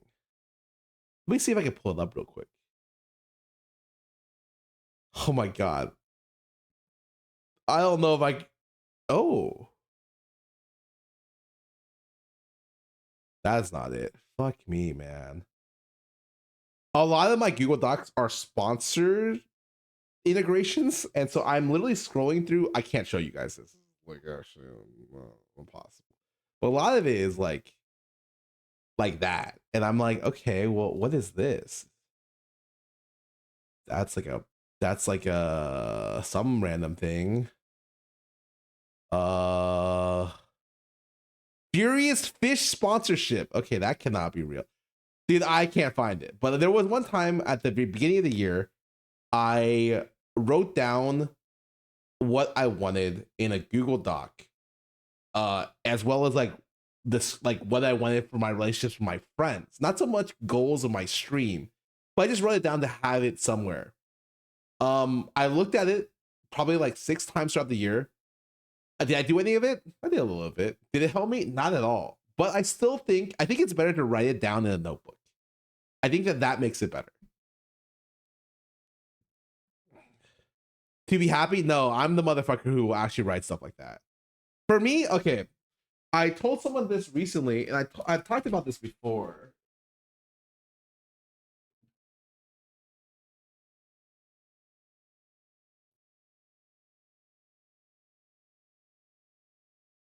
I have a box that I keep with me throughout the years of a lot of fan stuff, just to keep me grounded. Because I find that I am the worst when I'm not humble. Including I have this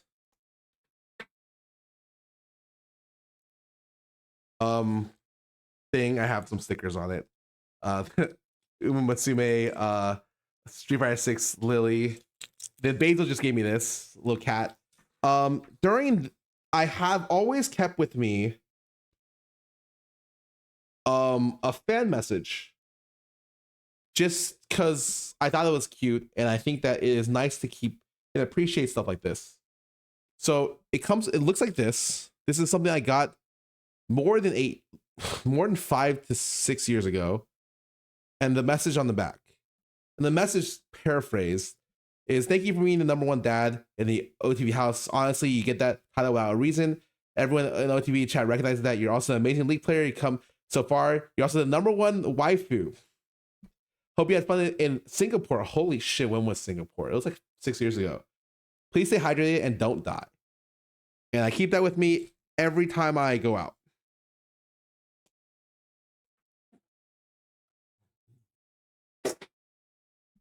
Because I think it's nice to have stuff like that on you sometimes. Whether it's stored away, which I have some stuff stored away, or just in general, because again, it's like comforting / helps keep me humble. I went 4 for 5. I'm not a punctual guy, I'll be honest about myself.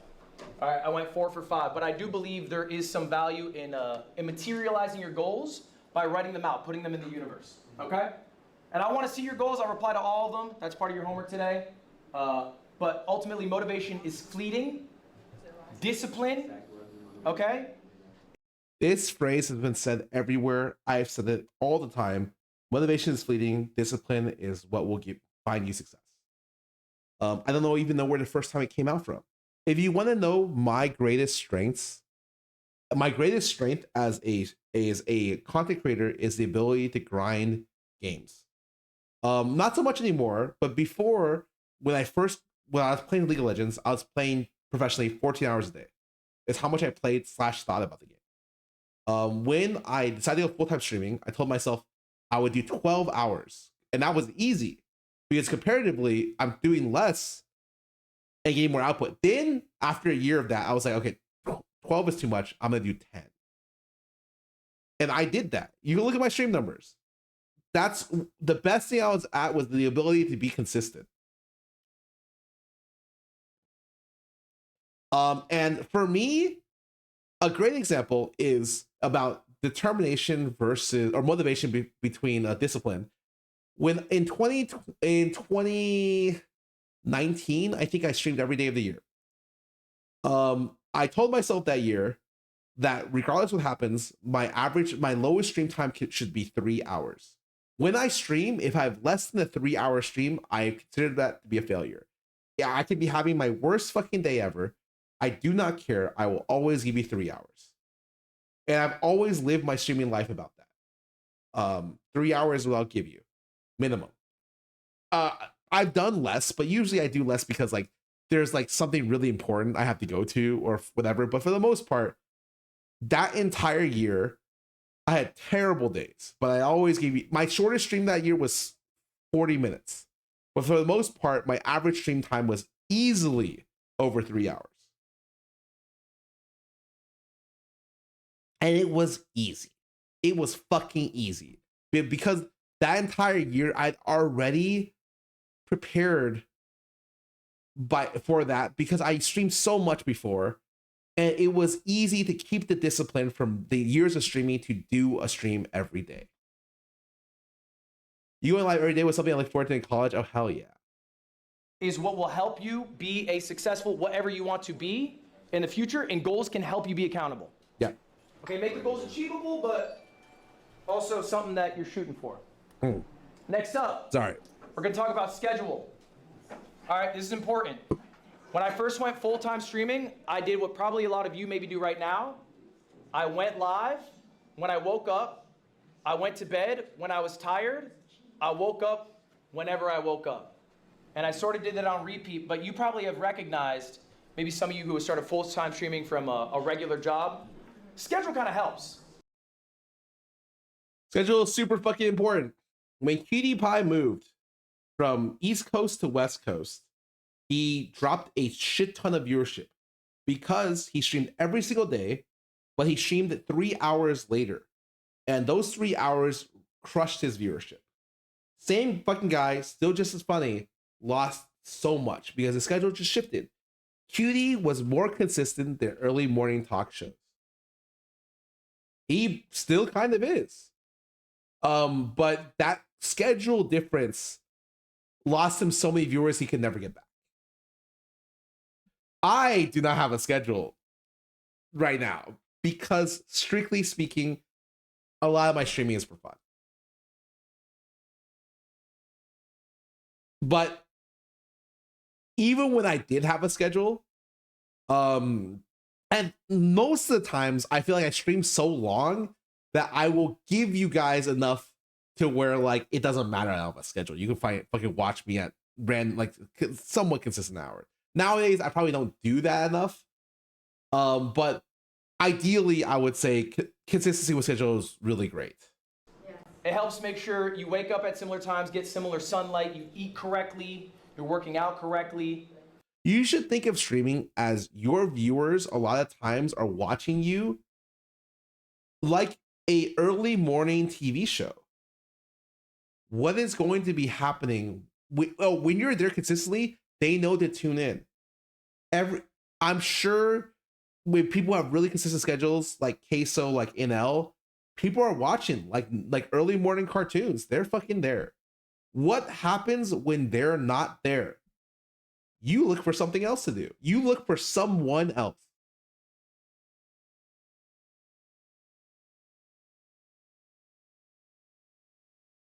It's OB. Tell me for someone who doesn't listen to what I say, not what I do. Right now, I am not optimized for content creation, and I recognize that, and I'll tell you where my flaws are. This is a stream where I'm going to be very upfront about like I'm not doing any of these correct. But listen, like my gameplay, listen to what I say, not what I do. And I don't think people think enough about streamer schedules. They just think about when can I spark? How long can I be live? And I think a lot of you right now, who's doing 24/7 here? As much as I like the idea of streaming, let's see a path forward organically grow its own. They think that YouTube have been working high quality content and make it transfer viewership to live content. That's completely fine. I don't think streaming should ever be. You'll learn as this thing progresses because every streamer says the same thing. Just streaming to get discovered, you're fucked. You want to try to get discovery on Twitch? Ha! Good fucking joke. As a new streamer, good fucking joke. Get ready to be crushed by the top dogs as you're on page fucking 27 of whatever category you're on. Okay. Now this is fine. Look, it's Streamer U. It's a rare event. You're capitalizing on it. Okay. But let's get a good schedule when we get back. I'm gonna tell you this is my ideal schedule. This is what I try to do day to day, at least when I go live. Wake up. I did meetings, podcast, get myself ready for the day at 9:30. That's great. Me time. Sit with streams, eat, workout, ideate what I want to do for a stream today. That's fair. Stream. Execute usually 4 to 6 hours. Comprised of 3 segments. Decompress. Spend time with my fiance. Watch TV. Eat dinner with my cats. End your day. Okay. Let me tell you my schedule. My optimal schedule when I'm not fucking around. I'm waking up at like 8 or 9 a.m. Hour at the gym. Doing whatever. Take a shower, brush my teeth, eat, do all that shit. Figure out what I'm gonna do for the day, and start my stream around noon to 1 is a good day. Currently, I do not do all this. Currently, I am starting to stream sometimes where I'm like, fuck it, let's see what we do today. Today was not one of those days. Today, I've been chewing on this for a while about what to do, and this came up, and I was like, oh, I know what I'm talking about today. I know 100% sure what I'm talking about today. Because I wanted to do it. This is probably not going to live on any of my channels. This is just a me to you, because I think I have a lot to say on this subject matter. I also think that you should not stream very long, especially when you're just coming out. Your stream length is not important. Streaming is to be establish yourself with an audience that already exists.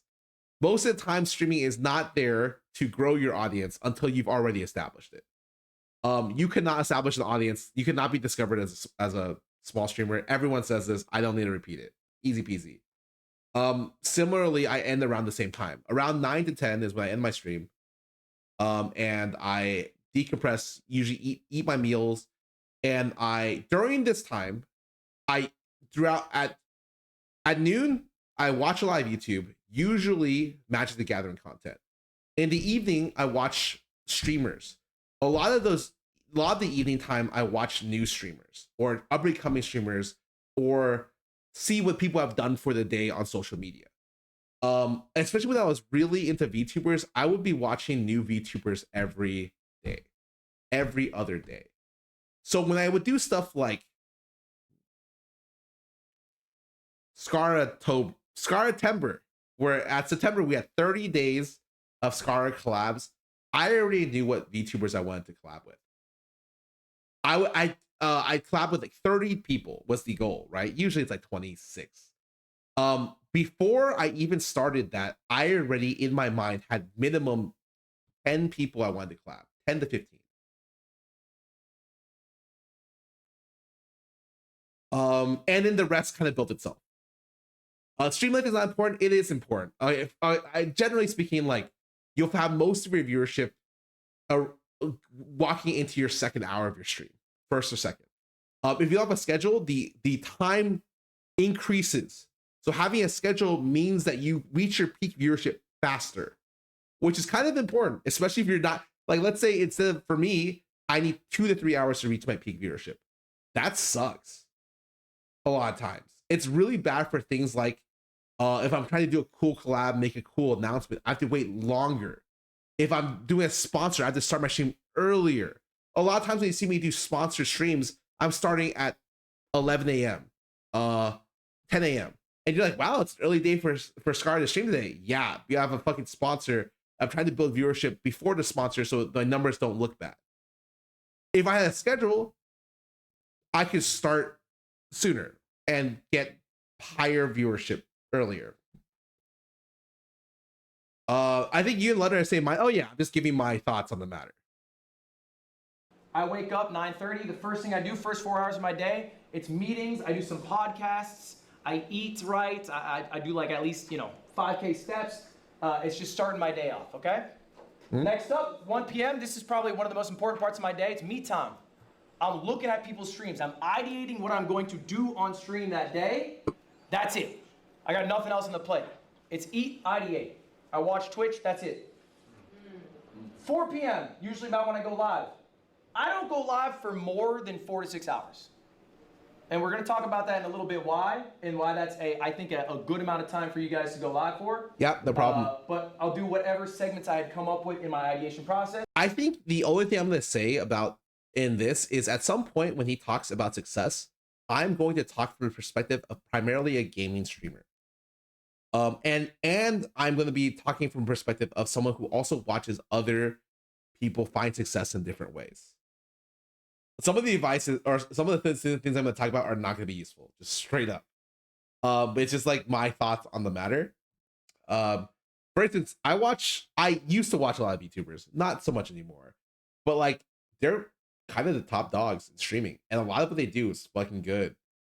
And he probably doesn't cover any of that because he is primarily catering his talk to IRL streamers trying to make it big. Because if they were gaming streamers trying to make it big, they'd already be big. Because the thing about gaming streamers is, you can be big on a lot of different metrics. I think part of it is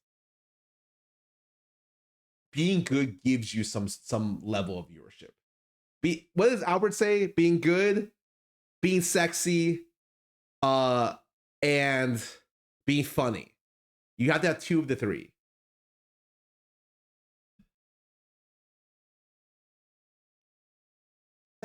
And then decompress, hang out with my fiance, eat dinner, chill, and then I try to hit a similar bedtime every day.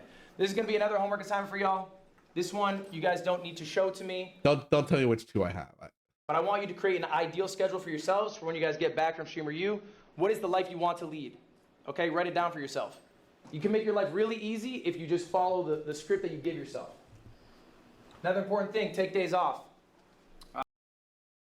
This is the most important thing I do not do. You know, when I talked to Trisha is a birdie, and I asked her, what is something that you started to do? She said, I take a full day off every week. I do not stream or do any work on one day, and it's been game changing. I do not do this. Do I think this would help? I've tried to take more days off just to do nothing. A lot of days I'm taking days off. You know what I'm doing? Full disclosure, I'm not making my living situation better. I'm not spending money to buy shit. I am laying on my bed. I'm bed rotting and reading some random bullshit garbage slop manga that I know is complete trash, but makes a little bit of dopamine in my brain. And honestly, it probably has done more for my mental health than not.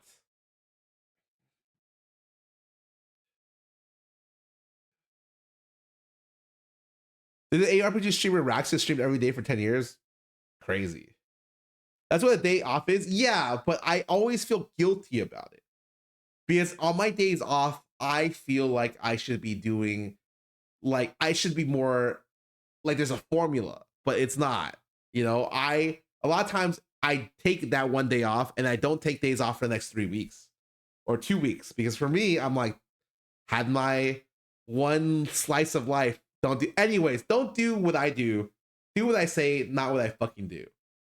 Again. I think a lot of you guys don't want to take days off. I think a lot of you guys feel this pull to keep going. You are human. You are fallible.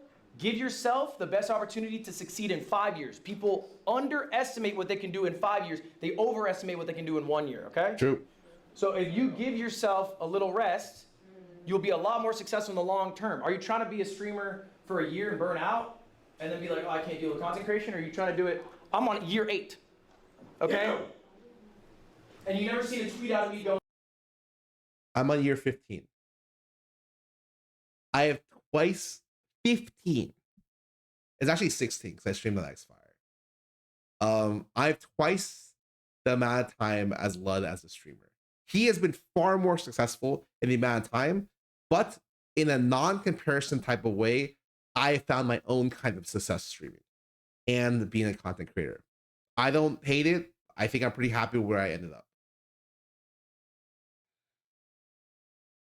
oh man, I'm so fucking tired doing this. Because I take time off. I go to Dodgers games, I hang out with my fiance, I do whatever. But I think time off is important. That shit actually matters. It will help you in the long run. It will also help you be a more well-rounded individual. People who stream every day, they become rotted individuals. I think that is 100% true and ended up happening to me. I am not a well-rounded individual, and it's taking me a lot of time to try to fix that.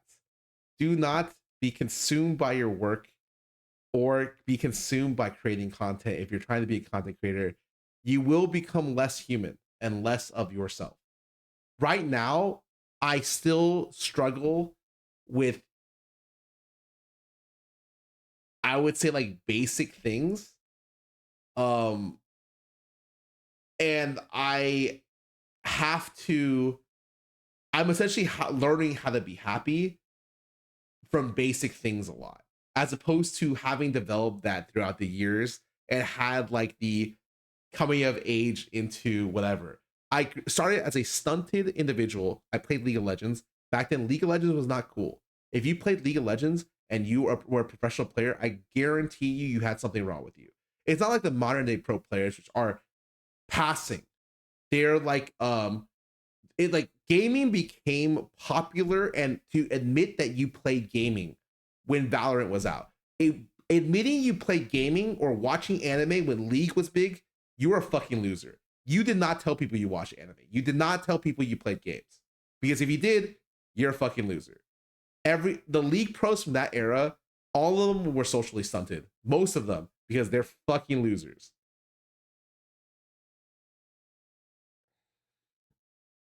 The pandemic wasn't even a big deal in terms, like, that made so surely that stunted some people.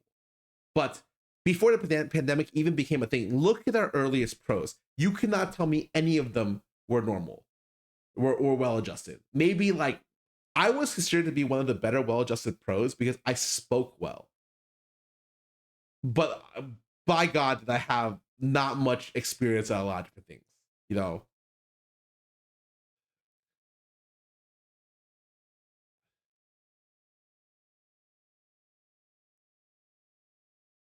Like, yo, Cutie is well adjusted. Cutie is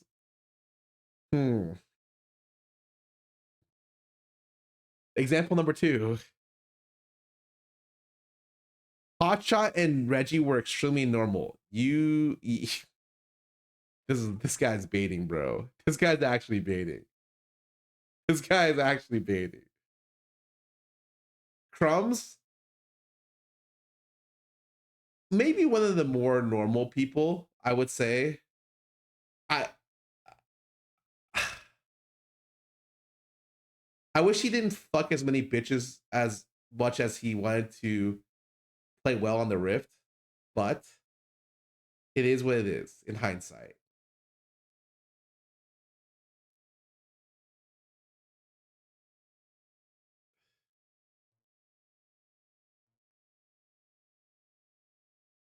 How about Björk? Björk came later.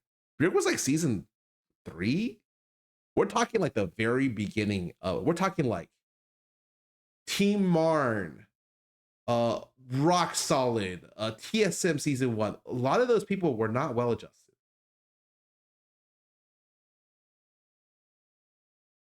Yeah, like some of them were. Don't get me wrong, some of them were, but the large majority of professional players were definitely not well adjusted because we gave up socializing to play video games. And we did not talk about video games. It was not cool. We just fucking were losers who stayed inside to play video games, and it became popular.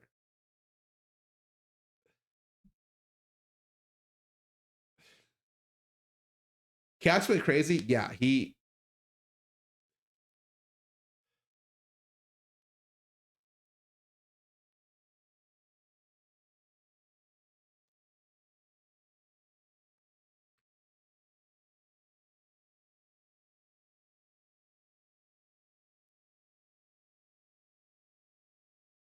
I got a DM from him. Haven't talked to him in 5+ years. I cannot find a DM, but it literally read something like 5 years or 6 years later. Wow, I haven't talked to you in a while. So, congratulations for having. It was after a stream where I had 2 girls in the stream, and it was like a congratulations, you player, you got them bitches.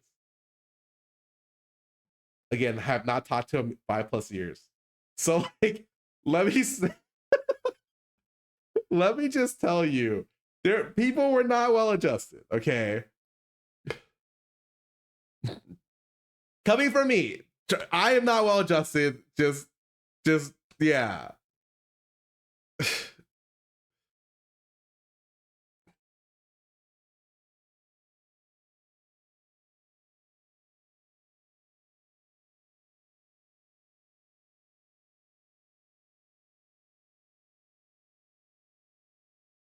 Oh, he didn't say it like that. He said, "What's up? Was watching your stream the other 2 with some chicks. They seem really into you.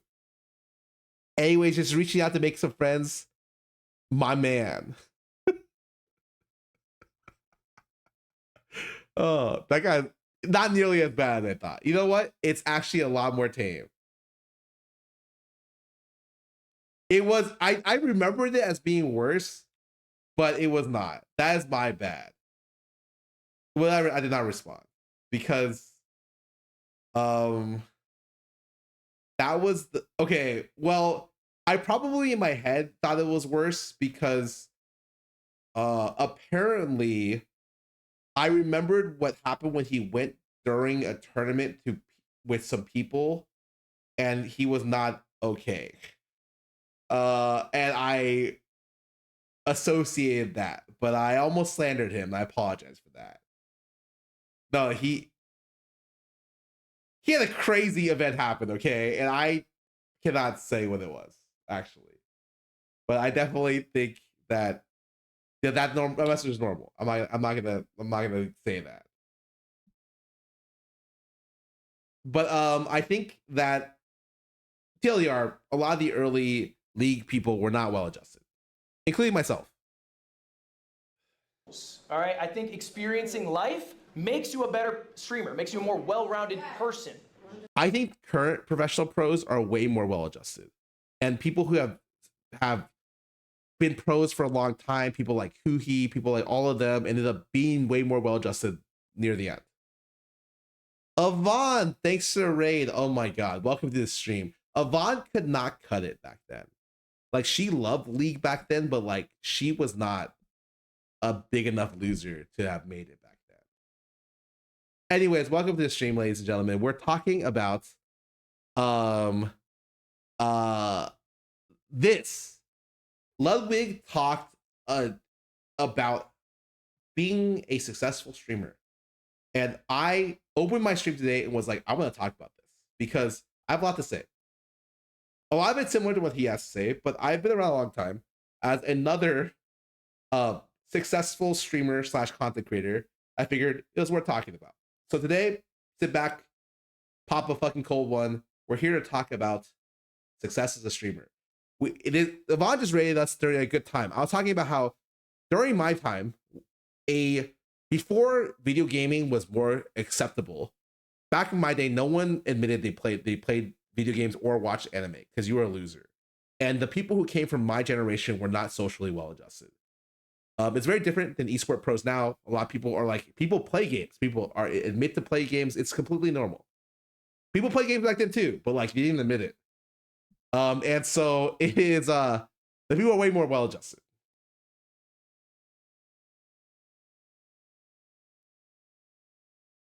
This also matters.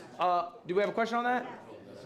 Did you start taking days off once you made it big, or when you were still small? All right, guys, hold up. That's a good question. Oh, I like that. Did I take days off when I was making it big? Okay, look, it's true that when the number's going up, it is really exciting to ride that wave and do as much as you can to keep it going. It's like what you guys are doing currently with Streamer University.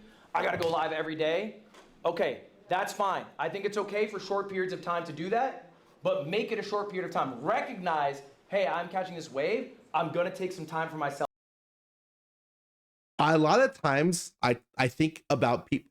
Everyone has a break-it moment. Usually, it's usually how they get successful. I think about how hard people lock in for that moment and how hard they run it.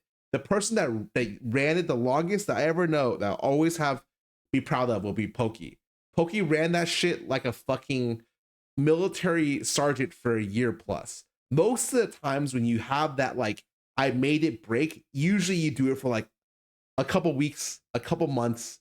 Like Valkyrie did it for a couple months. I think it was like 3 months. I did it when I made it big with TFT. I did it for like 2 months, and I couldn't keep it up because it's like so hard to be like legit, like killing yourself to be like that locked in to ride your wave. But yeah, like Toast for Among Us, holy shit. Dude, Toast for TFT. Toast was crazy. Toast hated all the other TFT streamers except for me. He would wake up, he would look at their stream schedules, and when TFT first came out, he didn't want any of them to be successful. He would see all of their stream schedules, think of all of them as competitors, wake up an hour before stream an hour before them and an hour after. Doesn't matter. And then his competitors started streaming earlier. He started streaming earlier. He started streaming at 6 a.m., at 5 a.m., at, I think once he did 4 a.m. It wasn't that he hated them. He thought of it as competition. He wanted any of them to succeed over him. And that's the fucking, you had to, like, it's that. He did that first with Hearthstone. It's always been the Toast play, but yeah, he did it for TFT. And the only person he didn't do it for that was trying to make it then was me, because he liked me.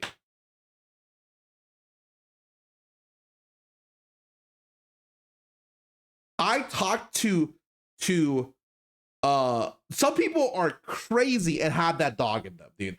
I talked to a streamer, I'm not gonna say who, and they got to like 500 viewers. I was like, how'd you do this? And they told me part of the reason I was successful, I looked at all of my peers in the scene. I did a chart of all of their schedules, and I made my stream go in the middle of them so that they had a higher chance to raid me before going off because I was still online. And I was like, holy fuck, there's levels to this shit. And it worked. It worked. Because they planned that for like a whole month plus, and it worked for them.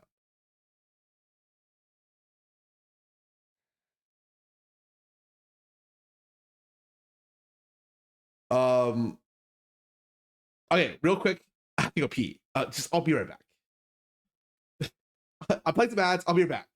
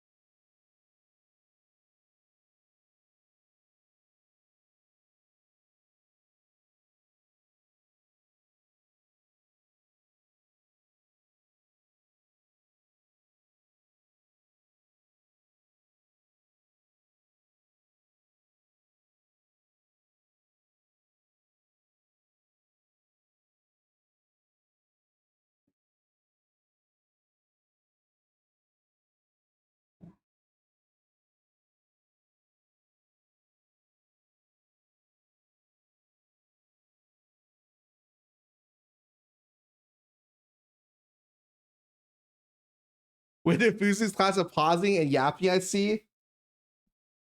Bro, she learned that from me. I'm the OG. That's not true. I almost very rarely do this type of content. But today was just the special day where I wanted to talk about it. Give me another minute 30 for ads to finish, and we're chilling. Yeah, I wash my hands, but I'm not licking my hands for you, man.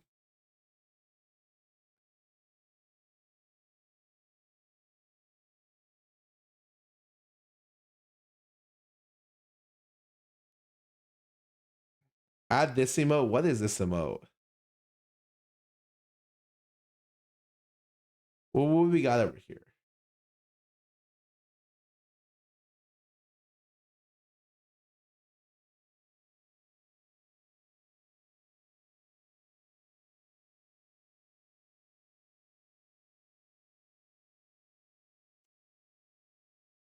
1 second. Let me log in.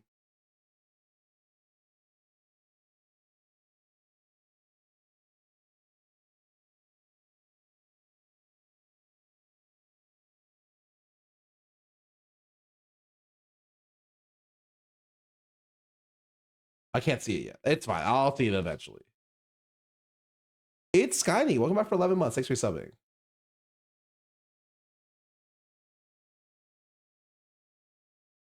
Our ad's done. I think I have like 30 seconds.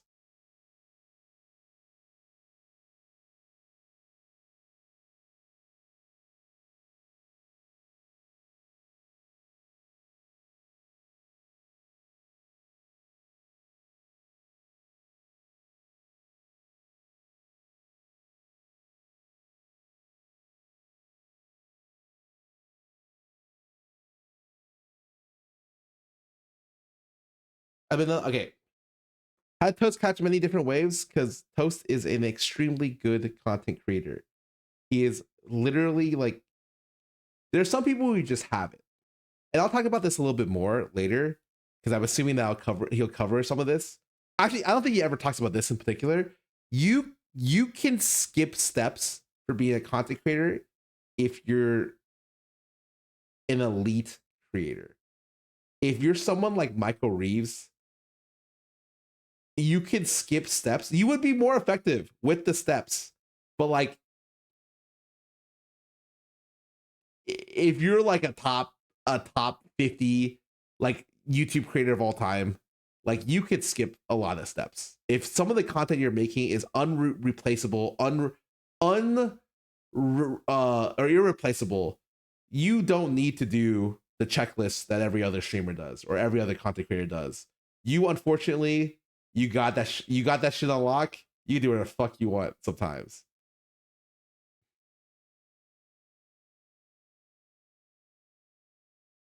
I don't think Michael's stuff would work if he tried the standard process. My opinion is that Michael's stuff would be more successful if he did the standard process. But you guys don't know what he does when he's not doing the standard process. He is fucking crazy. He'll just go do 30 days with some other YouTuber. It's a bum fucking country or whatever, just for fun. Because that's him. He would be, remember he streamed for a month. If he kept streaming, he would have made it. He does not give a shit about money. His one video a year makes him like, I don't know, fucking must make him like 250K to 500K, and he lives on that for his life. And if he ever cared about money, he could make a fuckload of money. But like even people like Lily, people like Toast, I think are like god tier creators. There's not going to be another Lily. There's not going to be another Toast.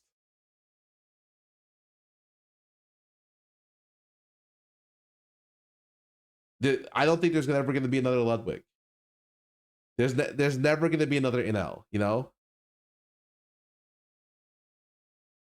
Is there going to be another Scarra? Probably not in particular, but I don't think there's ever going to be.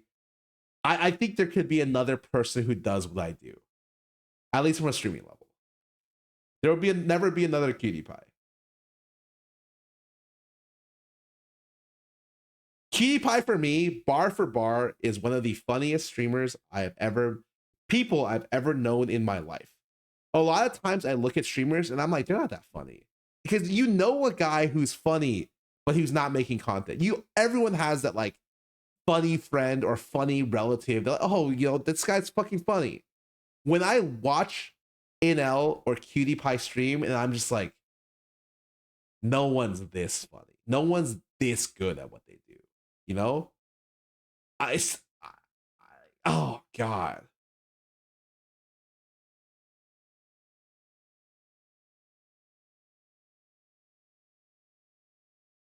Yeah, they're just amazing. There will not be another one. After, all right, to catch up on the life that I haven't been leading because I've been so focused on work. It's really easy for streamers to fall in the trap. You know the trope of like the working husband barely knows his wife, barely knows his kids, works every day. Streamers do that to themselves all the time. So many streamers have amazing relationships online, offline. They barely talk to the people they stream with. They have no personality. They give everything to their creation, and then they're a husk of themselves.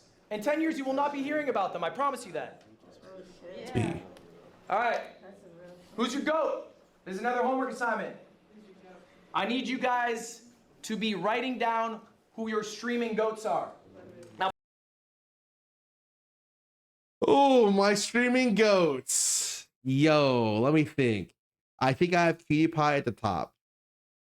For a lot of different reasons. I think PewDiePie is just phenomenal, incredible, one of a kind. I actually don't know who would be number 2 and 3.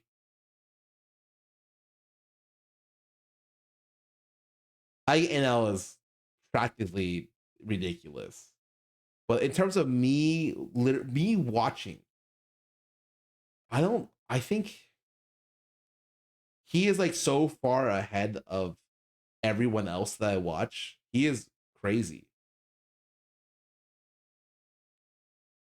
Let me look at my following real quick. Because maybe I can answer this a lot easier if I look at my following. Probably not people that are online right now. Oh shit. This following shit is complete ass, by the way.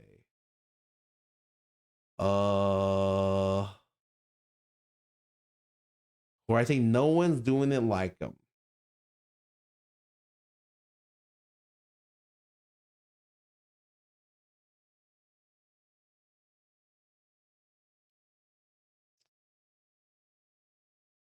Ooh. I don't have many. I'll be honest, I do not have many. I don't think there's many people I watch that I'm like, no one's doing it like them. At least right now. At some level, Toast was that guy. People I think I'm impressed by because I know how much they worked for it. I'm impressed by BoxBox. There's something very endearing about his drive that makes him nice to cheer for. I think that for me, Albert is the epitome of someone who's smart, a unique mind, and has goals and hit all of his goals while also creating large events. He's crazy. I think that Albert for me, I think the best iteration of reason why I think Albert is the GOAT is I was approached one time by Emily Wang, and she told me, I don't like my chat. I don't think they're cool. I don't think they're funny. I'm paraphrasing. I don't like my chat. I really like watching I like these people's chats. And I think she named BoxBox. And I'm like, that's interesting. BoxBox trained his chat because he also didn't like his chat. So like a fucking dog, he Pavloved them into reacting to things that he says and does. This keeps up stream engagement by a large amount, and also it makes his chat funnier, more catered to him. So Albert will do stuff like, we need a Kaisa on the carousel. We're looking for cock. Kaisa on carousel. Everyone type cock, and his stream will just type that, you know? Or he'll like, Pog, I was here, Pog. Stuff like that. He trained his chat to be funny. And when he told me that, I was like, you're a fucking genius. You're actually like, you got it like that, you know? I think that like some other people's chats became funny on their own, but like he did it himself. Yeah, John's chat is also really funny. But I think Albert is someone who's like, I have a lot of respect for, because I think that he was a top league streamer. He brought himself top of the TFT category through hard work and knew exactly how to get there. I think that is very impressive. Other people I'm impressed by.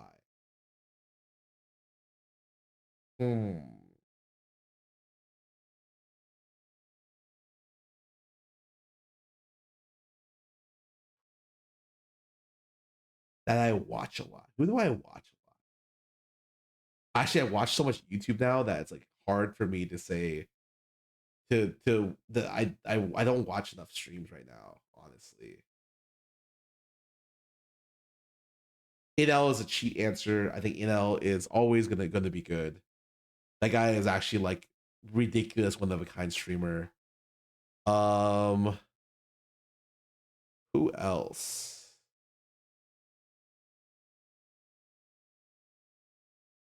What about political streamers? I don't usually watch them. It's just I'm not that interested. Yeah, that's the bad chat example. Oh, I think sometimes this chat's really bad.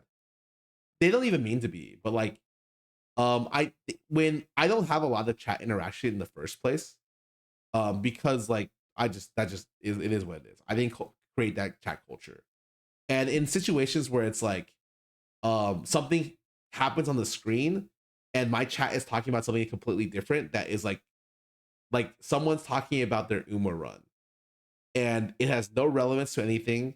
New viewers don't really understand what the fuck they're talking about. A lot of old viewers can't do that either. It and sometimes I look at the chat and I'm like, was that really the best time to say that? I don't really talk about it, but it's like not topical, and it's not, yeah. Remember Scarra saying Cinna was gonna blow up? I mean, yeah, I mean, I talked about that for a lot of people, you know. Like whenever I thought Sid always was gonna blow up. I talked about that about Emaru. I did say that in an interview and then she blew up. That was really lucky, honestly. I've been wrong about a lot of people. But I have been right about a lot of people too. In terms of most impressive blowups, actually, in the last couple of years, in the people I talked to, I am very impressed with Emily Wang. I think she became like she was like a 1,000 viewer streamer, became like a 1 to 2K viewer streamer, and she can play whatever game she wants. She's pretty evergreen, and her viewers follow her. She is one of the streamers that the chat makes fun of her, but she takes it on the chin pretty well, and she has cultivated a good chat as well as a fun atmosphere. She gets invited to a lot of stuff, and I think that she's done a good job with her stream. Yeah, even when she does not doing TFT, she is very funny to be around and interact with people. I think she's great.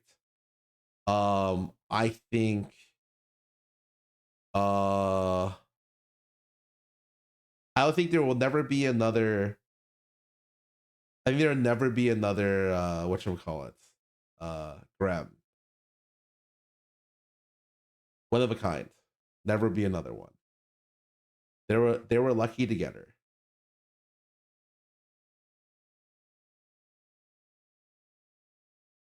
Actually insanely lucky to get her.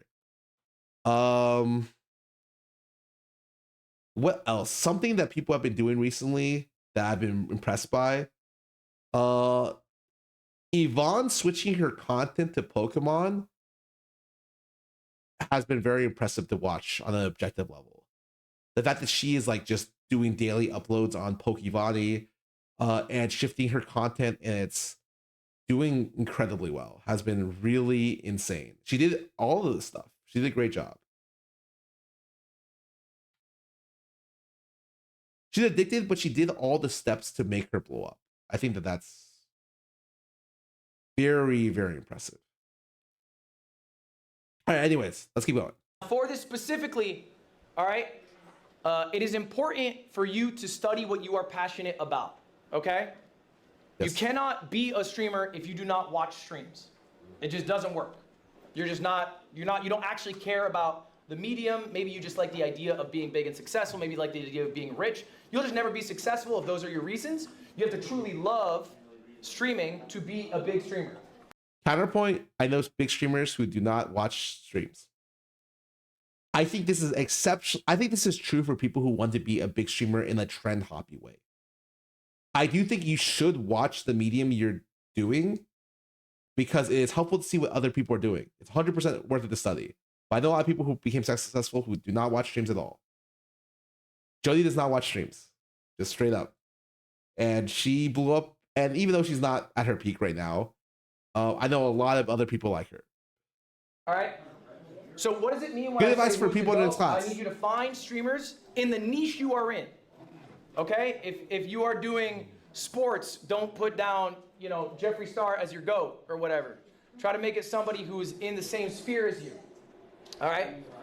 So for example, look, everyone knows Anthony Edwards? Jody's hot though is not why she's popular. I am gonna just go ahead and say objectively it is a large part of why she's popular. I'm not gonna say it's not the only reason. I will say that it's like, remember the 3 things that Albert says? Be sexy, be good. Like, and by good I mean like great at video games, and be funny. All right, Anthony Edwards often says inspired by... I actually think I lost a lot of viewers because I lost a tangible amount of viewers because I gained a lot of weight in the last 3 years. I will never blame my viewership on it, but I think that it was a percentage point that might have been double digits. KD, talk to him in an interview. He says he's inspired by Kobe. Kobe obviously inspired by Michael Jordan. Most of you probably don't know who David Thompson is. Okay, that's the domino piece that started it all. Oh, don't get me wrong. I think Jody is funny as fuck, and she's super fucking good at games. And the reason why she popped off was of the combination of all 3. He inspired Michael Jordan to be the player he is. We stand on the shoulders of giants. Respect these giants. Study your GOATs. I'm gonna give you a few examples of people who I like right now. And so when I ask you to write down these GOATs for this homework assignment, I want you to write down RDC 3 people. KDB And why? What about their content do you find so alluring? So I'm going to give you examples so you can do this easier. Joe Bart, king of the content funnel. We'll talk about the content funnel a bit later. Okay? RDC, they're probably kings of authenticity in streaming. And I think authenticity is what audiences really enjoy, right? I think that if you look at OTV, we're definitely more in the middle here, where like we're like not all super on the grind. In fact, a lot of us are okay just existing and doing the best that we can. We don't really jump on a lot of trends, but we are very authentic in our friendships with each other and the streams that we present. We all have different like things that we focus on in terms, like Sid is very YouTube focused and she's actually a fucking food channel in disguise, you know. John's just crazy. I fucking love John. I think John actually studies a lot. I fucking love that guy. That guy's awesome. But I think especially during COVID, like we cemented ourselves as a friend group. And I think that it is something where we are excellent at. It's not fake. Like, we are all friends. I would die for almost all of them. Maybe not a lot, but almost all of them. Especially because there's such like a Mr. Beastification, you know, of like big grand events or whatever. People like authenticity, a friend group who are actual real life friends. Yep. Can't get much better than that. True. And then KDB, she's funnier than I'll ever be. That's how I feel about Katie. Funnier than I'll ever be. KDB is really popular right now. And she's fucking funny. I've seen her clips. She got it. She's fucking funny. I watch Kitty just to sometimes hope that his humor rubs off. So honestly, I'll watch funny people to hopefully pick up a thing or two. Yep. So anyway, that's an example of a few goats. I need you guys for your homework. All right, this is it. Your homework today. Write down your 3 goals. Oh, homework, yeah. It can be 3 or more. What did you just say? Is that Lacey? Yeah. Yeah, he didn't like the vibe. He didn't like the vibe. He didn't like the vibe. Tell him to be allowed to Can you go out, yell him, and tell him to go see Dean Sinat on my behalf? Oh my God. Right now, baby, go yell him. Hey, Lacey. Dean Sinat right now. I'm not playing. Oh. I'm not playing. You are 30 minutes late to class. I'm not even in this class. Batman, go. That's even a better reason. Dean Sinat. Get out of here. So I don't know the lore why he's sitting in this chair. Why is he in a wheelchair? Is it like he got injured or something? Don't worry about it, I got it. All right, come on. Let's get out of here. He tore his ACL. That's awful. Oh, he's actually fucking injured. Why is there Batman on my screen? All right, close the door, Vader. All right, homework. Guys, back to it, your homework. All right, there's 3 things. I'm only checking for 2. First one, I need your goals, at least 3 for the end of the year. I need you to think about the schedule. I don't need to see what your schedule is, but start thinking of an ideal schedule. Wasn't he in the back? I did not. And finally, write down your 3 goats and why they are your goats, what you admire about them. And I want to just actually take a few right now. Does anyone have some goals they'd like to share with the class? Bonnie, please. What's a goal? Like lose my imposter syndrome, because I do struggle with that a little bit. Lose your imposter syndrome. Yeah. What does that mean exactly? Like just be more confident. Okay. Yeah. So how about we... You know, a streamer that I think everyone fucks with, and she is incredible and has goals that she has achieved and is doing big things and doesn't clout chase or any of that. Maya Higa. I will always die for her. She is so awesome. She grew up trying to educate people to love animals, save animals, and she is so. She started her own sanctuary. She did a TED talk. Like, she is just done her own thing in a unique way that no one else can ever copy.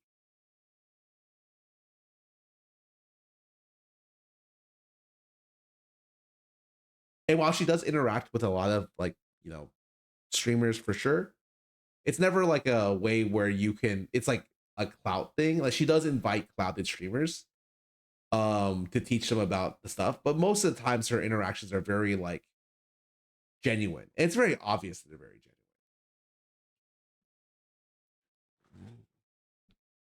genuine. Oh, brother. So uncomfortable. I'll let it slide. I think, Bonnie, a good way to phrase goals are things you can make actions on, right? So lose the imposter syndrome is hard because it's a little open-ended. So maybe write down things you appreciate about yourself. Whenever you're talking about goals, okay, a lot of times, we go to meetings and everyone's like, this is the goal that we're gonna do this week. And you know, the most important thing for those goals are actionable steps to reach that goal. I don't know what the like business terminology for it is. Maybe KPIs or some shit like that, some bullshit like that. But being able to do something that reaches those goals in a actionable way is really, really helpful. Like, if your goal is, I want to be a bigger streamer, you're not really helping yourself, right? Your goals, if your goal is going to be like, I want to do more short form content, and your actual thing is, I'm going to upload once a day this entire week, that's a straightforward slam fucking dunk, you know? And that's what I would advise people to do who are setting goals for anything. It's nice to have an overarching goal. I think it's always great to have that. I want to open an animal sanctuary at some point. I want to open a card store at some point. This is my personal goal. I think it'd be cool to open a card store at some point in my life.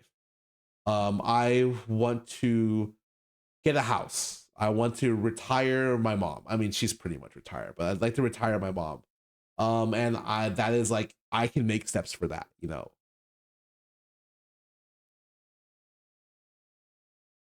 Every day, you know, like building confidence in ways that you can make tangible actions towards, as opposed to hurting yourself in your own goal. In your own goal, you've labeled that you have imposter syndrome. But if we were...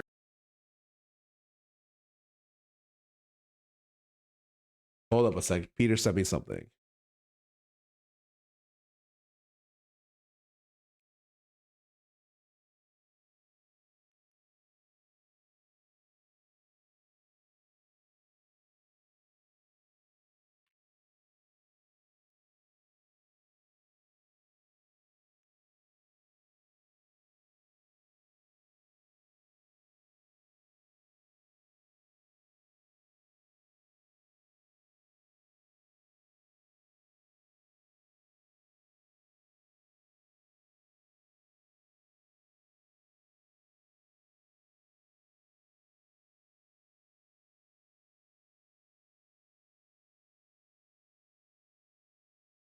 to make our goal, hey, I'm gonna say like, you know, things I appreciate about myself in the world and the friends that I have in my life, then that works towards your goal without phrasing your goal in a negative way.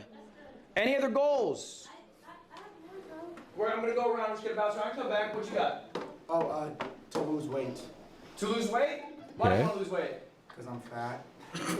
Now, are you saying you're fat, or do you feel bad when you walk around? No, I mean, I feel like I can. Are people calling you fat? Does chat call you fat? You are not that fat. Oh. Why did she say that fat? Is that guy fat at all? What? That's fucked up. You are not that fat? That's crazy. All right, I think that's a good goal. I think personal goals are great. What you got back there? Grow my clothing brand and sell about 10,000 for the first year. Grow your clothing brand, sell 10,000 units in the first year? Yeah. I like that. What's the clothing brand name? Holy fuck. 10,000 is a lot, guys. To give you an example, I think I just got the Excel spreadsheet of the stuff I sold for Oman now. I can go look at it right now. Let me not leak this in case there's anything important. Oh, thank God I put that there to not leak it.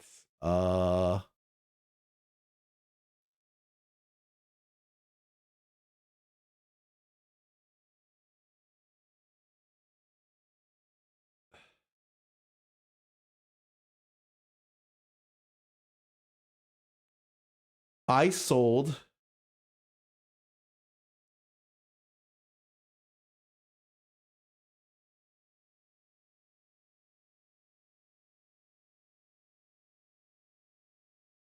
$150 sweaters. I think 100 keychains, 100 seat cushions, and 37 plushies. I don't know if that's everything. I think that might be everything, honestly. Which is pretty low, honestly. Oh, sorry. This is not what I want to see. Let's move this over here. Let's move this over here. Wait, is this what I want to see? Wait, this is what I want to see. OLVR, Oliver. Have you dropped yet? Not yet. I'm getting samples August 10th. Now samples August 10th? I like it. All right. What's the next merch drop? I will probably never have merch again. Unless I have a really good idea. Because I make merch. It's not about me. It's not like I don't mind making merch at a loss. I feel really bad to make merch. Omano has been the greatest merch company I've ever worked with in my life.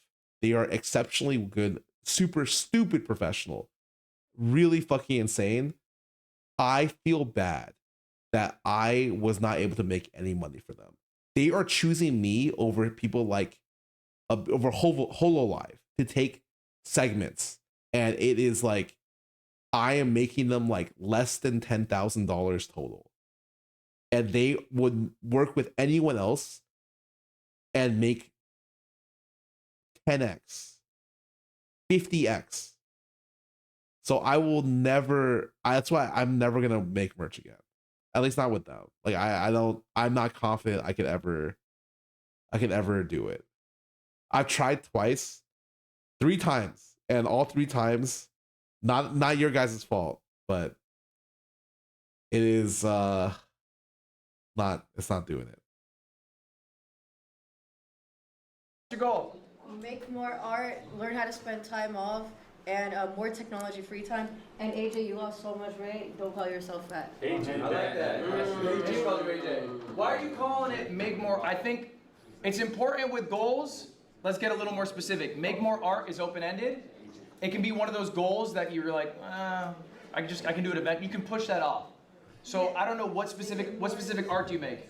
Well, that's the thing. I do all art. I'm all media. So it's just more like reconnect with it. Like, okay, more specifically, reconnect with it off stream. Because now I have such a streaming mindset that I'm like, okay, now how can I structure this art to be funny and interesting for a stream to keep my viewership going? So why not I need to say, like cut that off. hey, I'm taking Fridays off now. That's a day where I can work on myself and I can also do my art. Because like you said earlier, it's so easy to like, when you see a wave that you want to be like, oh, I need to ride this one. Because I feel like I have random lucky moments where I'm like, okay, I'm taking this one.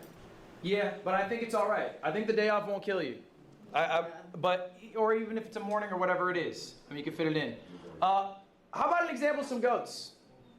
Who here has a goat in mind? Someone they really I'm so like. curious who the goats someone are. who thinks great, that inspires them. What you got? Extra Emily. Extra Emily, and why? I like her. Driving? No, just playing. I should have said extra Emily. She is undisputably one of the best IRL streamers I've ever seen. Part of it is because she is completely shameless and will chase anything to get the content. And I have nothing but respect for that. I could never do that. I could never cut it as an IRL streamer like her. I understand that she has maybe bad clips of her driving or stuff like that. But in terms of being an IRL streamer, she is one of the elite. Absolutely elite. I'm just playing. I'm just playing. I like extra Emily too. My car is total too, but that's not the point. My So no, I That's like crazy. that she just does like solo streams. I do the same thing where I just travel. In IRL? Yeah, I'm about to do a Europe tour solo. Just me and my camera. And the confidence she has walking in those places. Yeah. I think that's great. Mr. Keem. This is no glaze. Can't say me, I will go next. Agent Zero. He's the best variety streamer ever, alright? Cocky for saying not me. Bro, he can't say that. He just he works for Agent Zero. He used to work for him. So what do you mean by that? Why is he better than Lyric? He's very consistent. He does immaculate IRL content. He's an amazing gamer, and he's a reacts king. I would say what he does better. What does he do better than Lyric? Well, I'm gonna be honest with you. I don't watch a lot of Lyric. I know who he is, What but does I he don't do watch better him. than Soda Poppin'? I don't think Agent is a variety streamer that's excellent, elite. I think his eliteness comes from the fact that he has stayed so ahead of the curve by changing his content from 2K, riding the wave with AMP, and then becoming a strong IRL / react streamer. He's phenomenal. But he plays the game super fucking well, and he's very good at it. And he's a great business person. Absolutely elite. What's he do better than me? What's he do better than It's not a competition, Ludwig. I know the answer. I want to see if he knows the answer. Well, I will say this. He is the Professor of the Year of 2025, so. I think the only reason I'm pushing you on this is when I want you to mention your GOAT, I need you to really know who they are. Best variety streamer for me.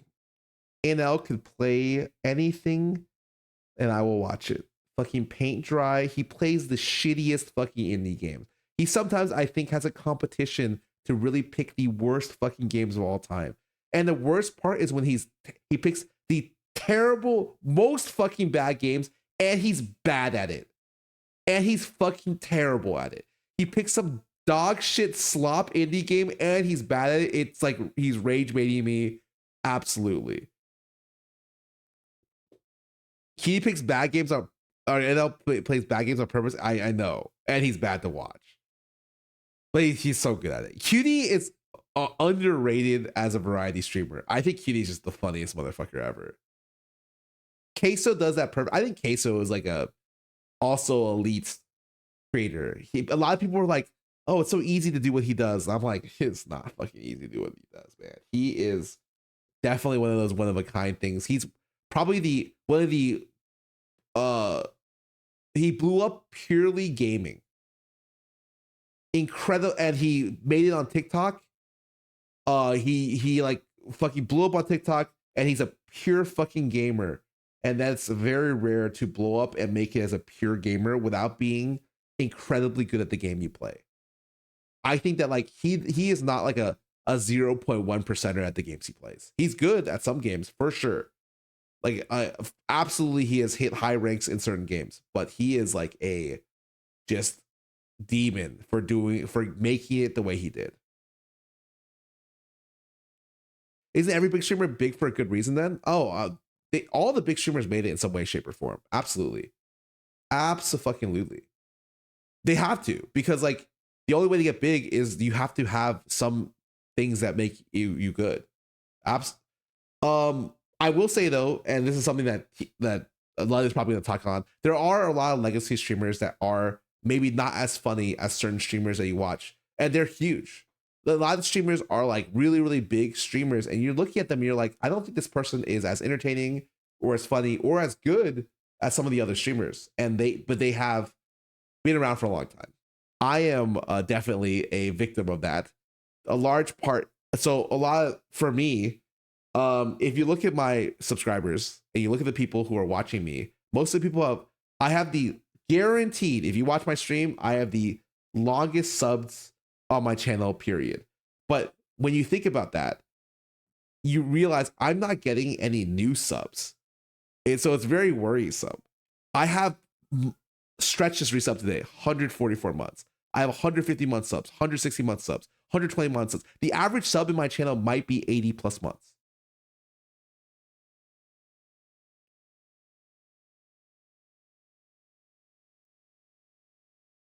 It's not a bad thing. It just is what it is. Is it because tell you not to sub? That's not true. I make no incentive to tell people to sub, but there are people who are gigantic who tell people not to sub who still get subbed a lot. Do you want to gain more subs? I mean, yeah, money's nice. I have guaranteed the lowest amount of subs you will ever know of someone of my size. Like how many oatmeal cookie, welcome back for 86 months. How many subs do you think I have? Just put a number. Just put in a fucking number. Ice Cream Social, welcome back for 4 months, 6 for subbing. Sparky139, thanks for sub on this stream.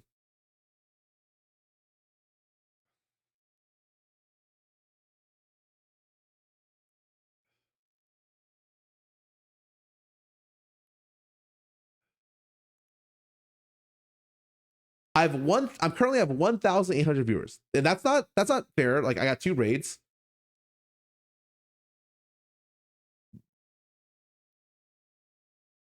Well, how many subs do you think I have?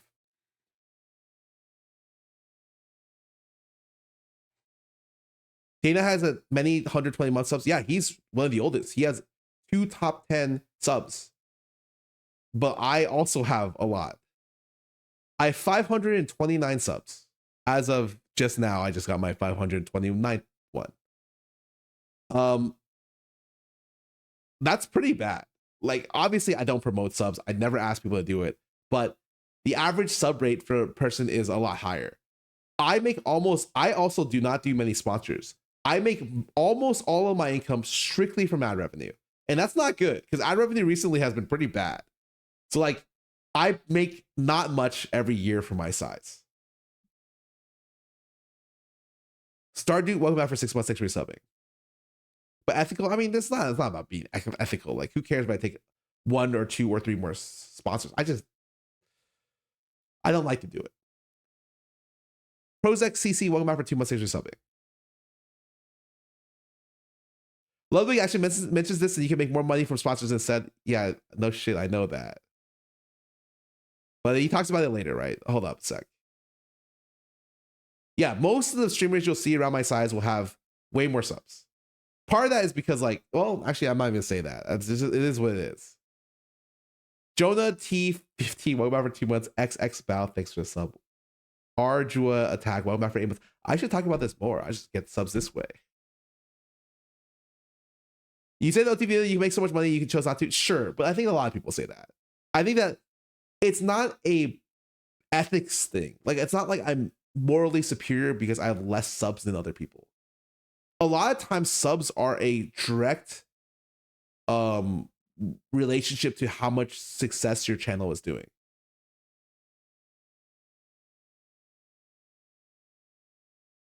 Call me Psycho and El Gala Pisco. Thanks for the sub of this stream.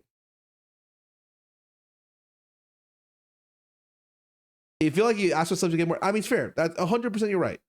But even people who don't ask for it would get a lot more than me. I think in general, I'm just going to be one of the lowest subs people do a lot of different reasons. Not asking for pity, not just telling it as it is.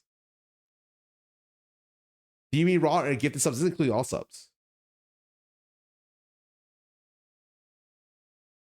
Even people who do not monetize their stream still have a lot more subs. It's not just a me thing. It's a lot of it, and I completely think so, is how popular you are or how it is a reflection of your success to some degree to have subs. It's the same when I see people with sub go higher in their viewer count. I know people with 500 viewers who are making more than me every month. Morigami, welcome back for 3 months, 6 free subbing.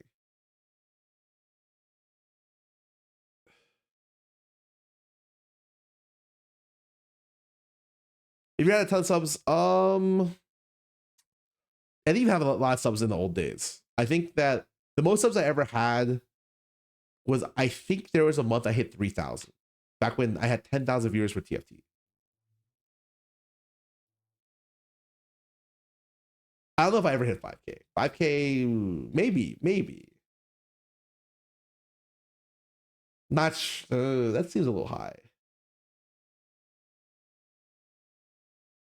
So what he does do better, I would say, is like, so he has a group, AMP, and they make content together regularly, and I don't know if you have like a group, maybe you have like the yard or something? I think, and Agent, you can back me up, I think what Agent does better than almost anyone is the thoughtfulness of his segments. I agree. I think he ideates probably more than almost any other streamer, and then the segments that come out of that are much more creative pound for pound, okay? As opposed to someone like me or Lyric, who are much more desktop focused, or an IRL streamer who's too scared to try out desktop. Agent will push boundaries in the expressiveness about his ideas, okay? So That's a nice what compliment. I would spot for you. Do you agree with me on that? Yeah, all the compliments I'll take. All right. All right, let's get one final one. We're gonna go next after that. We have not heard from you yet. Hi, I'm Tana Biddick. My goal, I would say, is to become like the first female athlete in this kind of industry. I play softball, so I don't really know many athletes in general that sit here and stream like this and make it here. So especially females. So that's my goal. Okay, I like that. Yeah. You're trying to develop a niche then. Yes. I like that. All right. She's gonna be Let's go pioneering a through lot of that. that. All right. Joker has hacked our stream and he's making our Wi-Fi terrible. We gotta go handle this, but we were here, so please don't tell Dean Sinat. Get your homework, let's go. We'll be back. You interrupted class. Get out and don't come back. All right, see y'all. What's the count of it? Okay. Were those the people who are dressed as the fucking... Lorax. Okay. Yeah. They got a character for every day? That's fine. He was somebody else earlier. He was Vector. Yeah, he was. Today? It was Victor. Guys, show of hands. Did anyone here not write something down? Did anyone here not put down their goals? He says fucking quit. My genuine advice, at this point, and I do not say this with malice in my heart, you should probably quit streaming. That's wrong. I do not think you are cut out for what it takes to be a full-time streamer if you are not willing to put the work in right now to do such simple things as laying out the goals for what you want for yourself. I don't care if you guys are successful. I'm a multi-millionaire. My life is awesome. Preach. But if you don't care for your own life and your own success, then who can? Who is supposed to? All right? Prove me wrong. I would love to see it in 3 years. If you didn't write this, maybe you're watching online, you didn't write the goals down, even though I told you to do it. I told you to put down who your goats were, what your goals were, think about your schedule. If you didn't do any of that, then you probably won't want to spark stream. You probably won't want to come up with these things and be the streamer that you hope to be in your dreams. What you got for me? Please use the bathroom. Yeah, you can use the bathroom. Look, at any moment you guys can leave. I don't care. Do you. All right, guys. I feel like we were talking about more high-level things so you can work on for your life, whatever. All right, I know a lot of you guys are already successful streamers on Twitch, but if you do not know, this is some generic advice that I think is applicable to everyone. You cannot grow on Twitch? Oh, it should be so easy to know. No one is growing on Twitch. Discoverability on Twitch is fucking dog shit. Okay, yeah, I'll even put up an example. Okay, I am an aspiring streamer and I want to be a TFT streamer. And let's sort by, a lot of people sort by high to low. Okay, oh my god, there's one streamer above 3 figures. The TFT section is fucking dead. Okay, sorry, just that's crazy. I've never seen this before. So anyways, I am gonna be streaming, and I told my dad, my brother, and my dog to watch me, and my dog's brother. So I have 5 viewers. So I am gonna go scroll down till I get to 5 viewers. Oh my god, it's one page. There is actually no one fucking playing TFT. Okay, maybe I should do League of Legends because this is wow, there's actually no one fucking streaming. Okay, sorry. Bad example. We're doing League, okay? So we're gonna scroll down till we get to 5 viewers. Oh, okay. Wow, there's really not that many streamers. So you have to scroll all the way down to like what, page 4 or 5, and you cheated. Like you put your dog and your dog's brother on 2 laptops that you had laying around the house, okay? And you had to scroll this far down to find someone. Is anyone going to humanly do this? Hell no. No one's gonna fucking do this. Let's say you have it on recommended. What are the chances that they recommend someone with 5 or 10 viewers? There's some right here. It's actually not bad. 20 viewers. What if you're starting from nothing? 20 viewers. It's actually interesting. It's maybe okay. But a lot of times, like, people will look for let's say suggest. Oh, that's just collabs. Like fuck.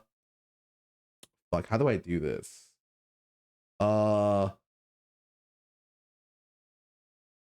It'll be like, where's the main page? Where's the fucking main page? Oh, it's this button, right?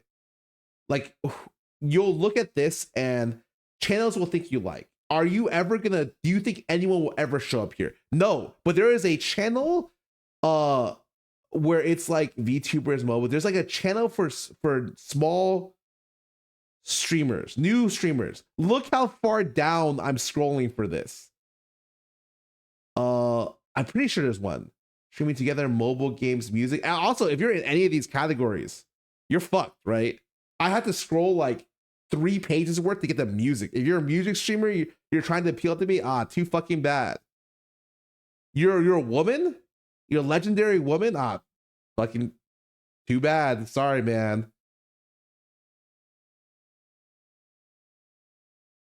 What the I thought there was like a small streamer category. Yeah, I don't even know if I've even clicked anything on the homepage before outside of this this category right here, you know? So it's impossible for you to be discovered here. Almost impossible. The way you do it is you go through shorts, because those are the things that get pushed. Yes, Twitch has shorts. No one fucking watches them. Let's be real. YouTube, Instagram, TikTok shorts are king. This is something I do not do. Well, please listen to what the words coming out of my mouth and not what I do. I commonly find new VTubers that I want to watch from TikTok all the fucking time. And I follow them from TikTok and I look at that stuff. Sometimes when I'm looking to collab with people, I will find clips of something and they're like small, like they're not huge. Like I have a couple of them. I don't think any of them are online right now. Let me go see if I can find some.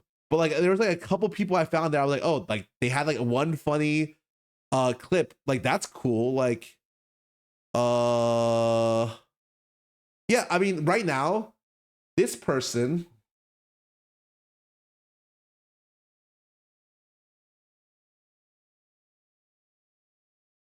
right here, Sad Lights, I'm following because they had 1 or 2 funny clips on my TikTok, and I was like, that's cool. I'm gonna follow them and see if I like them.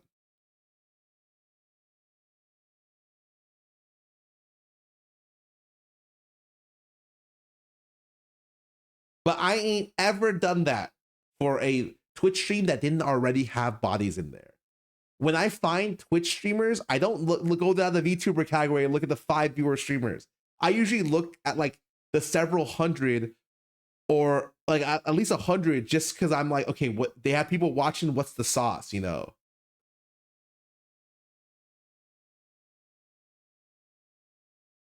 Which is a rich get richer type of situation. It very much is top heavy, which is also true a little bit of other stuff. We all know this. Yeah, I click the VTuber tag. I see Cute Dog at 1 a.m. playing Path of Exile. And I'm like, go fuck yourself. Get out of this fucking tag.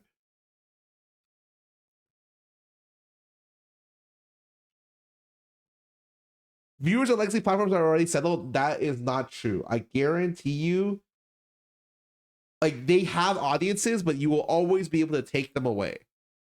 Cannot grow on Twitch. We know this, right? There's no discoverability. We have heard about this. We've heard about this ad nauseum. And so what do? You go to other platforms. Maybe you make YouTube videos, whatever.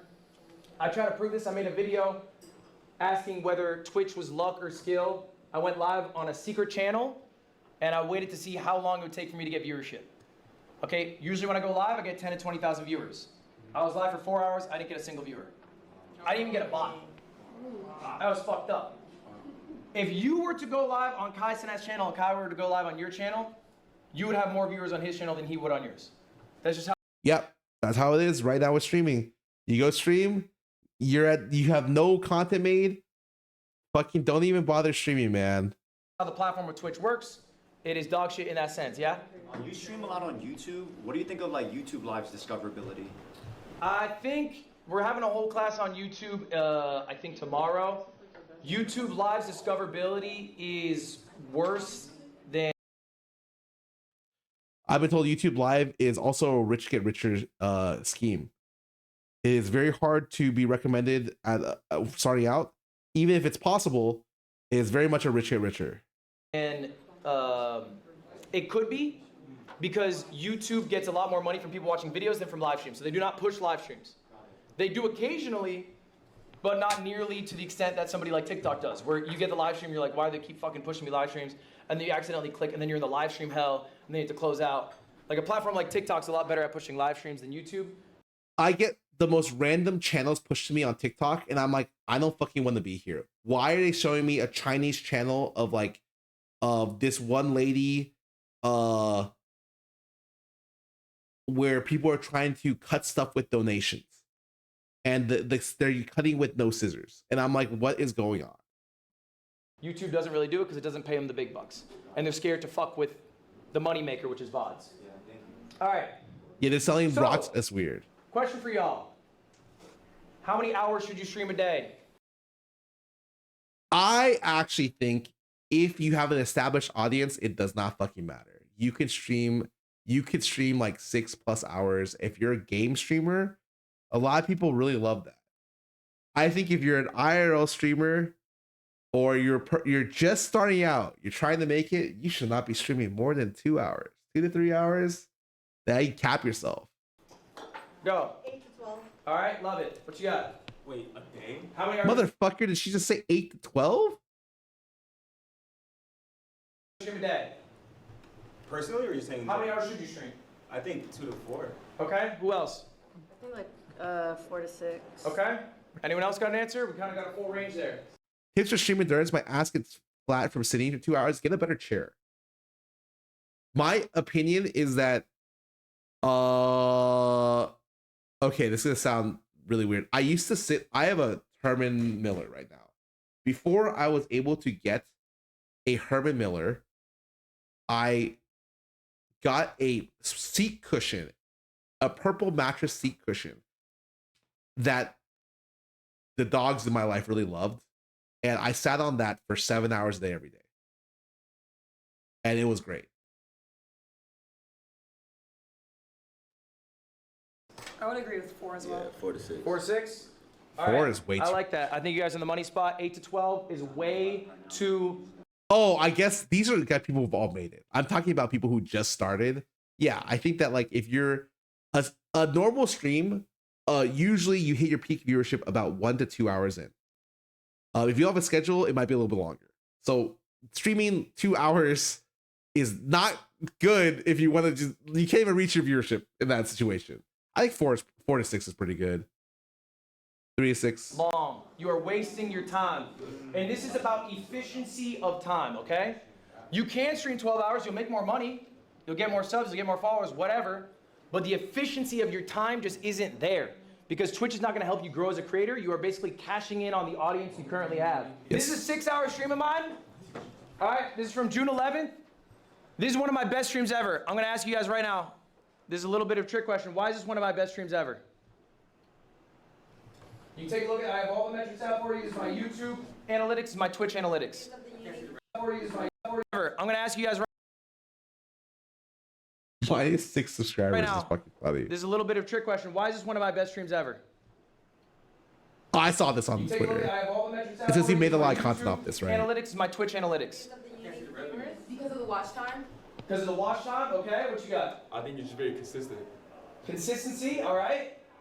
I mean, your title says Game with Friends. Maybe it was a big collaborative event, so it drew a lot of viewers to your channel. Okay. What you got? I don't know, maybe you got some good clips or something. You got double your normal stuff. Okay, you are close.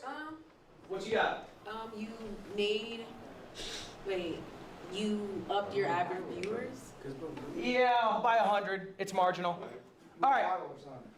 Just real quick by show of hands. Yeah, hey, no insulting the people, the students. I think it's so stupid. You know the thing I had a really big issue with? When Kai Cenat stopped streaming, took all the subathon money and just stopped streaming. Okay, that was kind of weird. But the thing I didn't like was when he started a YouTube channel and one of the first videos was him reading a book. And people were making fun of like how slow he read or something like that, how he stuttered through some stuff. And I thought that was so fucked up. I was like, bro, why are we making fun of people trying to learn? This is absolutely ridiculous. Like, when people say there's no such thing as stupid questions, it's true, especially in institutions of learning. Like, you want there to be stupid people. That's how you keep your job as a professor. Who self-describes himself as a clip farmer? AKA, who goes live, who can get a bunch of clips, you can throw them on Instagram, TikTok, whatever, and they do very well, but maybe on stream, you're used to getting like 100, 200 viewers, a smaller number than the amount of views your clips get. Does that sound familiar to anyone? Is anyone really thriving on clips, but it's not, transferring to long form? Okay? All right? What you guys are really good at is streaming for the clip. It's second nature. You probably have gone through a stream, hit the moment, knew, oh, that's the clip that I'll post later, and then gone through the rest of your stream. I am old school. They did not have clips. Okay? They deadass didn't even have short form. So what I did is I streamed for the YouTube video. I would create a segment in my... This is Ludwig's greatest strength. Streaming for the YouTube video, he is a god at coming up with ideas and focusing his stream around this idea. I grew up just streaming for X amount of hours and being successful at it. And he really pioneered and became, maybe not pioneered, but became one of the most successful people doing his formula. And he is fucking the goat at it.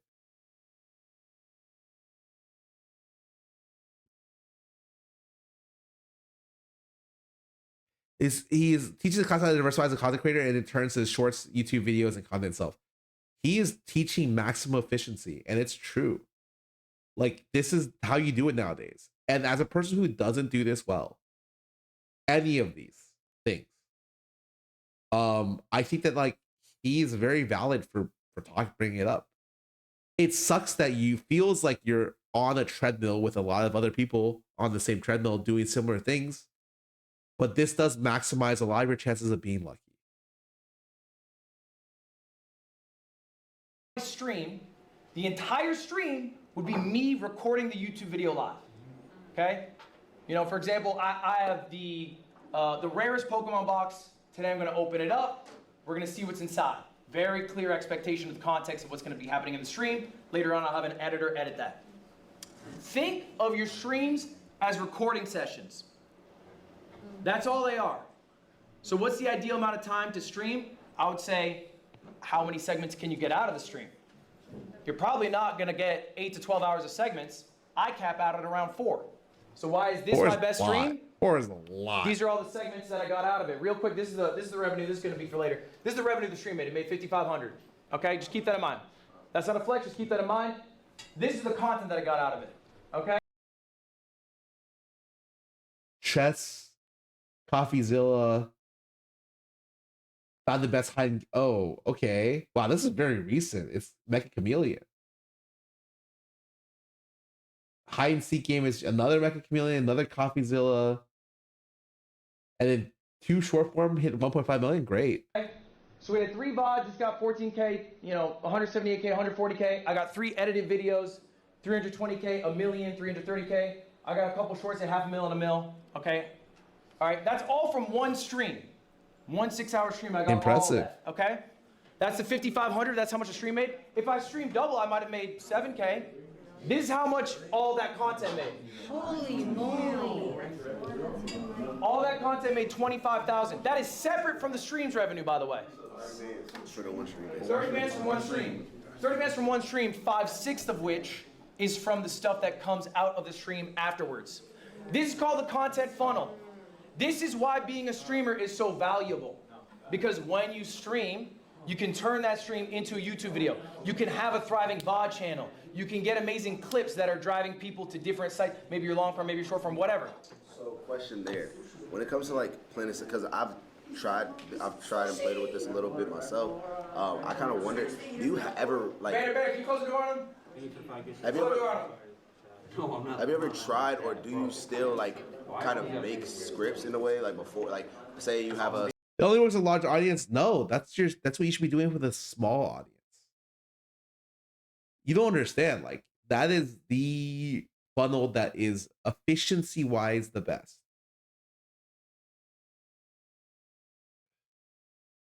Yeah, how else are you gonna grow? You're not gonna grow from streaming 8 hours. In fact, I would do less streaming. And like, you're streaming like 2 hours, but you're getting like maybe 2 videos.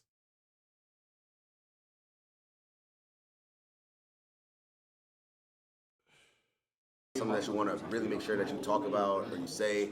And there are people who are successful without this, for sure. Actually, a lot of the top whole live VTubers have terrible YouTube channels. Absolutely fucking god awful YouTube channels. Like, just straight up, like no offense, whoever is fucking working with them, like you guys are fucking, come on, man. They're fortunate enough in that their culture tends to have like artists and people doing clips a lot for them, and stuff like that, and people constantly clipping all the stuff they do. They don't even have to really do it themselves a lot of times. And I think that the culture of them is really cool. It's really good. Scar clippers, they don't exist. Barrier for entry for small creators was scared to pay for an editor when they have the income. You don't pay. Bro, if you're a new ass streamer, you're not paying for an editor. You're doing that shit yourself. Ain't no way, or if you work with an editor, they should know, like, they're getting paid a very small amount and you pay them with equity. Like, especially when you're doing shorts, like, you do that shit yourself. There's CapCut, and other programs for a reason. I did it differently, right? I made it big, and for my YouTube channel, I work with Basti, and I worked with a bunch of different people. But like, I would always give people like a percentage, like a flat rate or a percentage, both usually.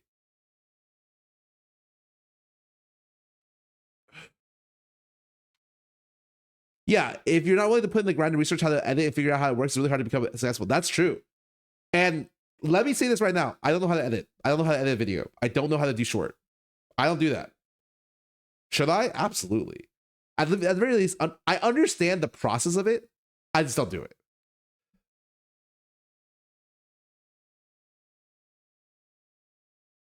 Ever like been like, okay, this is what, for this segment, I have some type of script for Are you talking about for long form? Yeah, for the long form. Like when you're like, okay, I know I want to make sure that Editors are really, really, really, really hard. A good editor is worth their weight in gold. It's super fucking difficult for them, for everyone. If your editor is really good, they're gonna get poached. If you're a small streamer, a lot of times. Usually an editor has to work with multiple people and hope that one of the people they work with blows up and they do full time for that person. And that's fucking sucks for the other people they're working with. It is what it is. I also, they may have strengths in specific things and you have to work with them a lot. Sometimes they may not have your humor. Sometimes they don't watch you enough. It's a whole thing to train an editor or to work with an editor through all the dips and ups and downs, you know?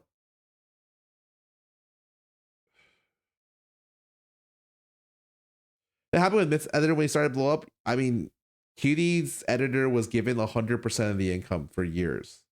Even now, I still think like Second Sequence.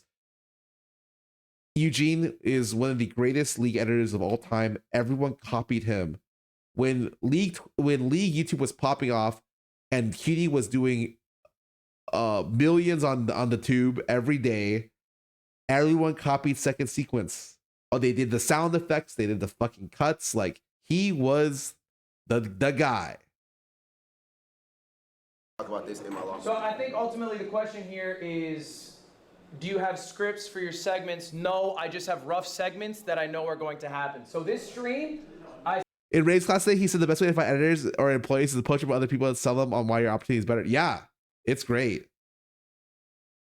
I set up a Mentor Chameleon lobby that I was going to do with some friends that I knew would hit because I knew the group was really good because Northern Lion was in it and he's electric, okay?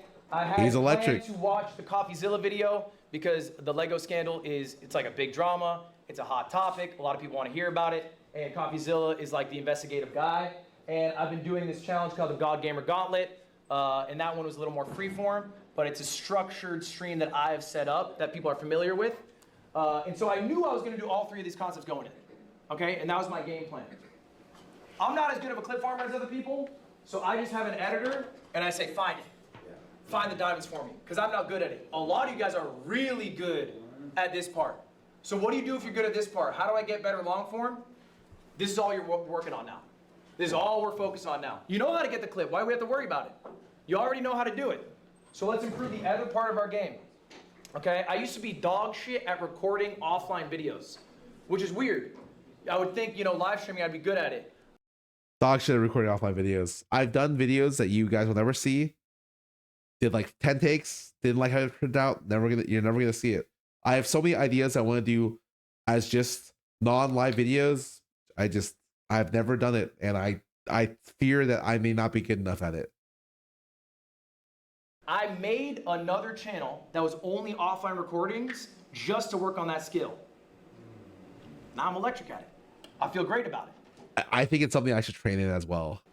You're good at getting OTV videos are help me so much in being good on camera, funny, and like work well with people. clips? Yeah. So let's get good at this. This is what you're working on now. Long form. So we're thinking about segments on stream that would turn into good YouTube videos. You have to study that game. You have to study people who do it. You have to do things that are authentic to yourself. But this is a content funnel. In your live streams, you should not just be getting clips. You should not just be getting long form videos. You should be getting everything. You get everything in one. Good question. So I named me 25,000. Yeah, 25K? Yeah. Okay. Yeah, that's me. Okay. And what's the question? How much do you spend on those clippers and editors?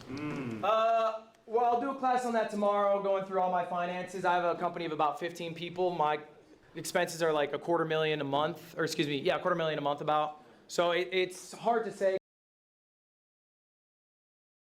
Jesus.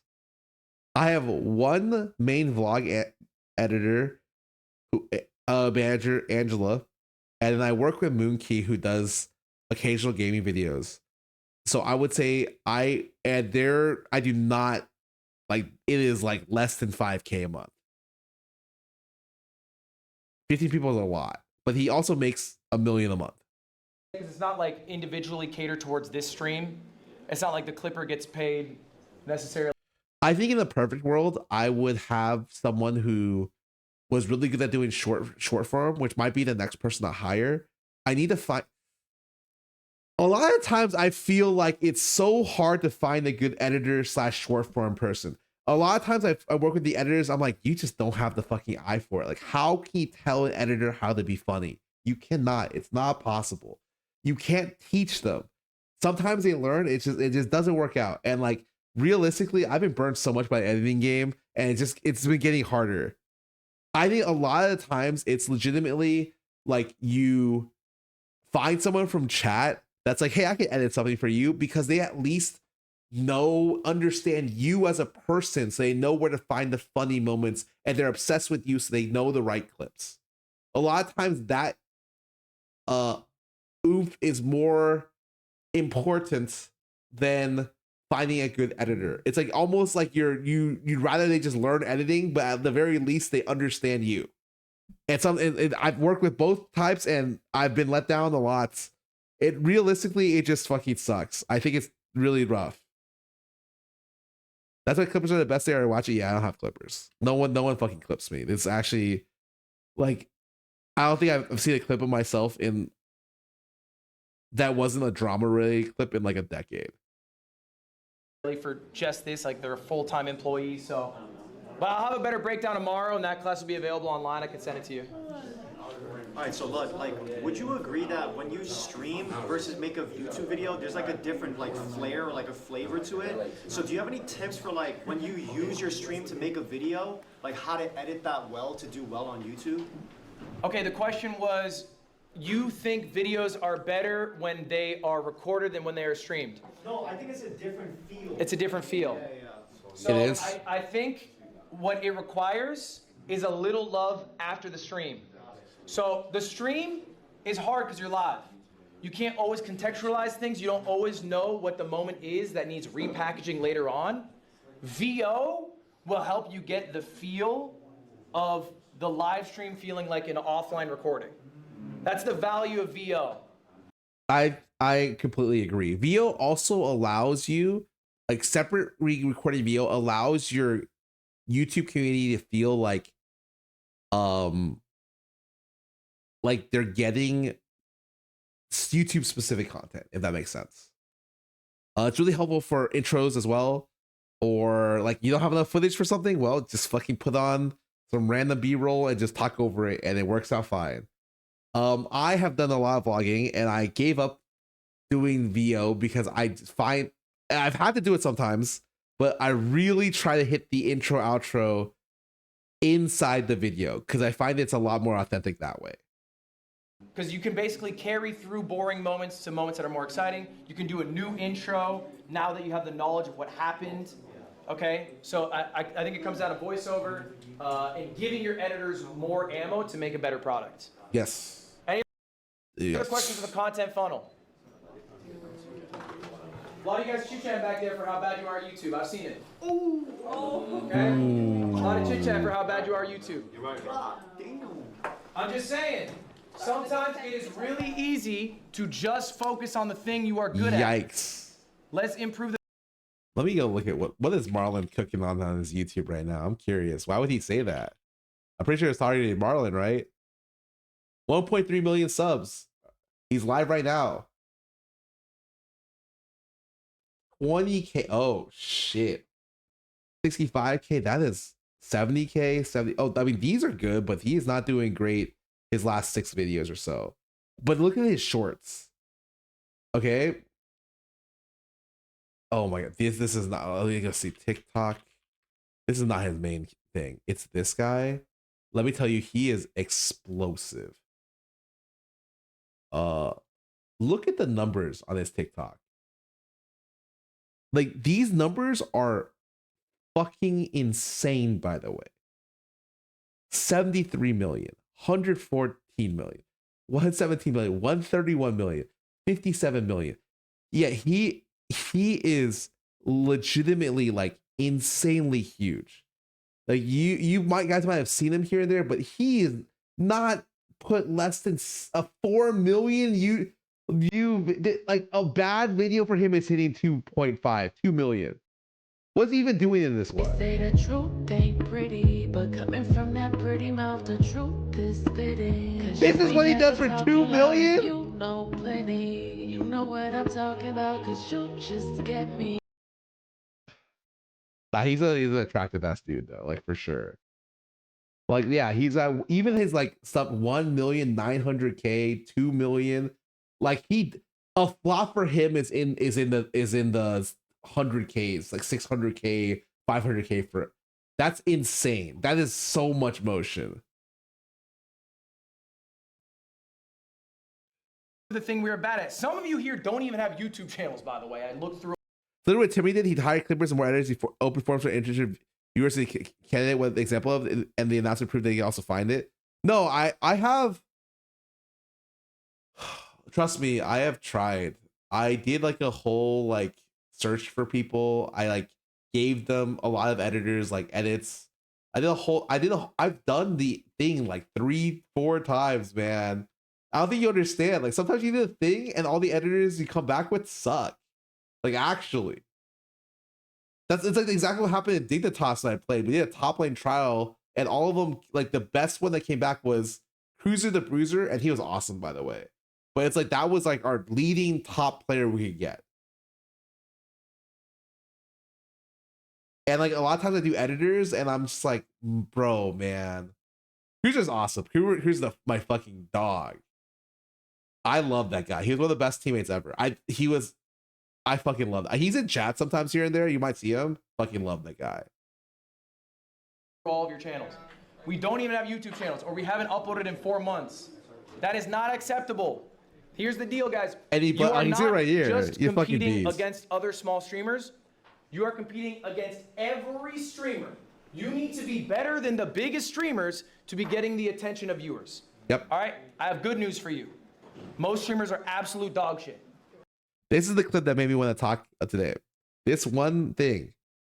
Most streamers are absolute dog shit legacy streamers who boot up a game and just kind of coast, and they're multimillionaires and they're not providing new things. So if you're hungrier, if you're willing to work on the stuff you're not good at, you can replace some of them. Completely agreed. Yeah, I think you have a lot more competition today than you did before. Especially with legacy streamers and AI. But if you can't beat AI, slop, the best way I can describe it is that at some point, the people who watch slop are gonna find their way across a content piece that is elevated than their normal thing, and they're gonna want more of it. And when they're gonna go look for that, your name has to be in the pile somewhere. You gotta put that in there. Like you cannot be losing to AI fucking fruit. Because once those guys grow up, like they're gonna be looking for other people. You cannot be losing to the people at the very, very bottom, you know, people phoning it. And I'm guilty of that. This month I had 5 streams where I just started. I didn't know what the fuck I was doing. I will say though, even when I don't try that much on my stream, because my passion isn't really there, I still try to deliver a good product. I still like, okay, people come in to watch like a chill stream. I want to make it entertaining for the fans. I still want to do this. But to say that I'm putting out like S tier content, nah, that's a fucking lie. Hell no, I'm not. And I think that like a lot of the grandfather streamers are kind of like that. They came back from a different era where like, especially for gaming streamers, you just gamed and got there. But the thing about streaming and creating content is it's always a relevancy check. You will always fall off. Twitch has never had the same top streamer for more than 2 years in a row, ever, in their lifetime. PewDiePie was one of the top streamers. 20,000 viewers. Then there was someone else. There was like Tyler One, there was Soda Poppin', there was Ninja, there was Tfue, there was Kai Snap, there was XQC. And you will always fall off. Your best bet is to be able to ride waves as well as to keep yourself relevant. Part of the reason why I'm still around is because I've made things that like are there that keep me relevant regardless of what I do. My brand keeps me relevant because I've been around so long. I've been in your face for so long. OTV keeps me relevant. Even if people are like, oh, like they don't do that much anymore. Like, no, like our videos still do really well. And it still keeps my relevancy up there. It does an infinite amount for me.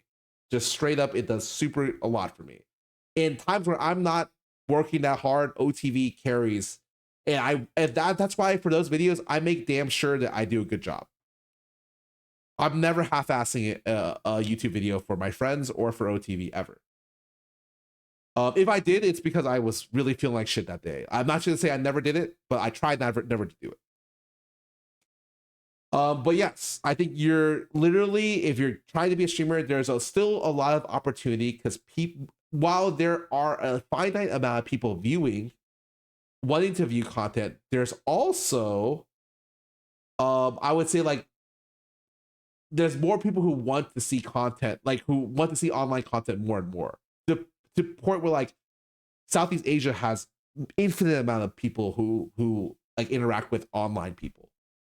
Go to Singapore, go to the Philippines. I was a fucking god in the Philippines. I was a god in Singapore because all they do in Southeast Asia is they're permanently addicted to YouTube and their phones, and they knew of me.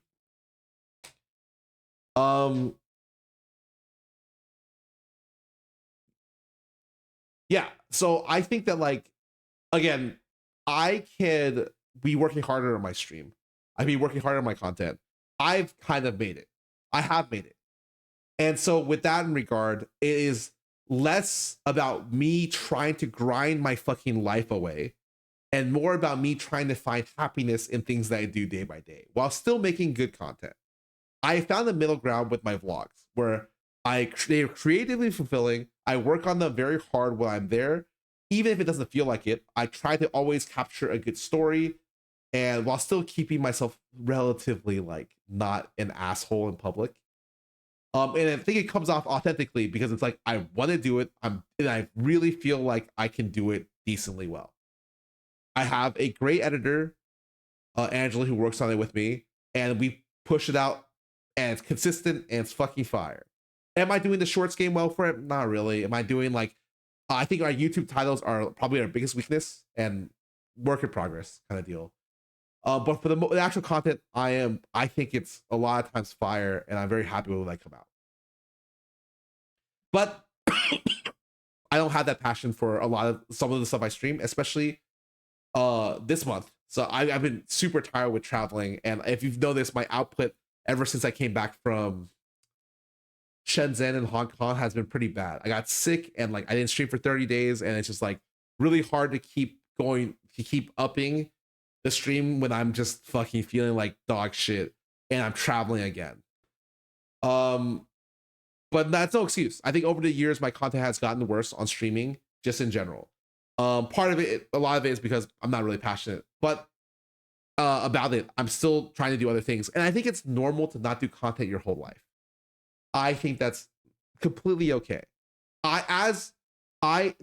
London's 8 years in and still killing it. What a fucking fantastic creator.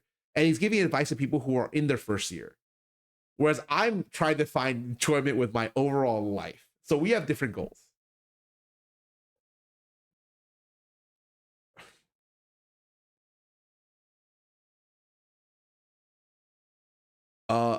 Do you have a passion for Riftbound? I actually don't play any Riftbound.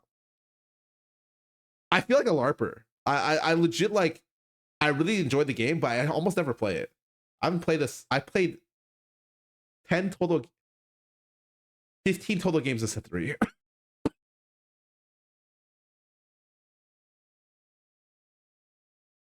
The Tensi is a good example of but like I want to. It's just like I like traveling. I get when I get there. I'm a tourist. No. I play, but most of the times it's grinding before RQs. I play in like a week or two. But set 3 I have not played that much. I played in Korea with Dracos for like 2 or 3 games. But yeah, do you think Tenchi is a good example of a new streamer? I think Tenchi is a great example of a new streamer that blew up. Yes, for League.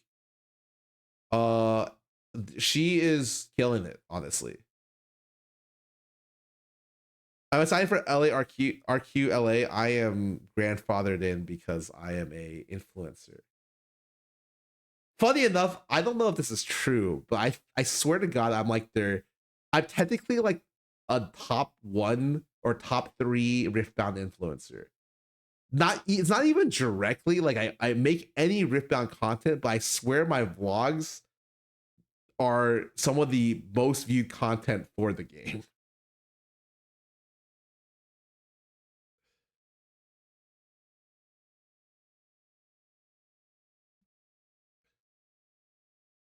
All right. Okay? But it's not negotiable. You have to be doing long form videos. You have to be working on clips. And you can do it slow. I know it's expensive. It's hard to get all the editors for it, whatever. You can do it slow, but make it something you are actively working on. Okay, I want to leave you guys with a quote here. This is from Abe Lincoln. Give me 6 hours to cut a tree and I'll spend 4 sharpening the axe. What's the Abe Lincoln, bro? connection there, Marlon? The connection is you're sharpening the tool. instead of the. Dude. You're good at this, yo. The connection here is we're spending 4 hours figuring out what we're gonna do on the stream, so then our stream can be the most successful stream it can be, right? We don't spend 6 hours just going live because you had 6 hours available. Sure, it would man. be genuinely more valuable if you had 8 hours to go live, to spend 4 hours figuring out what you're gonna do, and then 4 hours doing it, than just being live for 8 hours. Some of you guys stream too much. We gotta be streaming less. And it doesn't mean we're taking the time off. It means we're actively taking that time to be thinking about what we're gonna do on stream, okay? And every big streamer does this. Sometimes they have help, which makes it a lot easier for them because they got capital, they got money to do it. If you do not have that, then your time is your capital, and you have to use that time to set up your streams the best you can. That is the end of my class. You guys have any questions for me? You have any questions you would like to go over? It can be about anything streamer related. While you have me, we have another 5 minutes here before you got to get out. Should every stream be turned into a YouTube video? Should every stream? No. Maybe this stream you thought was going to be good and it turned out dog shit. You shouldn't make a dog shit YouTube video. I had a stream idea that was going to turn into a video, which was my chat buys me furniture.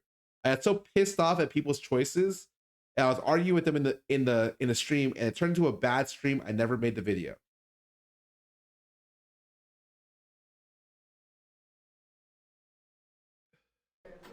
Or maybe you had to do some commitment for a sponsor. You don't want to make that a video.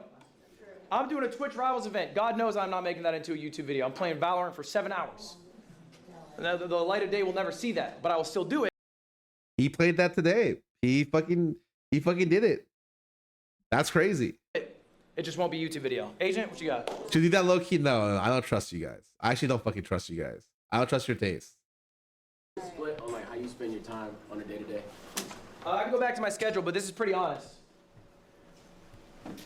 This is pretty honest to what I do almost every day, Monday through Friday. I mean, weekends are more variable because I got events or whatever, I'm going out, but... How about on days you're not streaming? On days I'm not streaming? I don't know, I'm just fucking big chilling. I think I'm streaming probably 6 days a week, maybe like 2 to 4 hours, really. Like I'm not doing long streams, okay? I stream, maybe 3 to 5 is more accurate, but like I think I've streamed 90 hours in the last month. Okay. I probably spent another 90 hours thinking about what I was gonna do, but it's 90 hours total. Yeah, what's up? So do you have set out days, or you just kind of you go with the whatever 6 days that week is allowing you to? They're not necessarily like concrete like that, because I think as a streamer you probably notice you have to be malleable. Maybe you're called to an event here, there. So it's more so about like, okay, I know I gotta take a day off or whatever, as opposed to Wednesdays I'm off. What you got? Another question? Okay, so I've been stuck for a long time in the night shift. So my viewers peak between 2 to 6 a.m. Eastern time. And I've tried to transition to earlier times, but my viewers just don't transition well because most of them are overseas. What's the best way to transition? Wow, overseas? Oh, what a unique question. Just do it, stick to it. Just do it, stick to it. You're not gonna get those viewers to switch their schedules most likely. You're just gonna have to get new viewers in that new time zone. That's true. That is fucking true. But if that's the time zone you want to be in it, be in it. I remember, bro, all that Anyone who can stream the graveyard shift deserves the viewers they're getting. You want to be able to stream when you have less competition, stream the graveyard shift. It's fucking hell. The people who have been successful doing it, I will dominate. 39 DAF. A couple other streamers, but like, holy fuck, that time slot is a hellhole. I do not wish that on my worst enemy.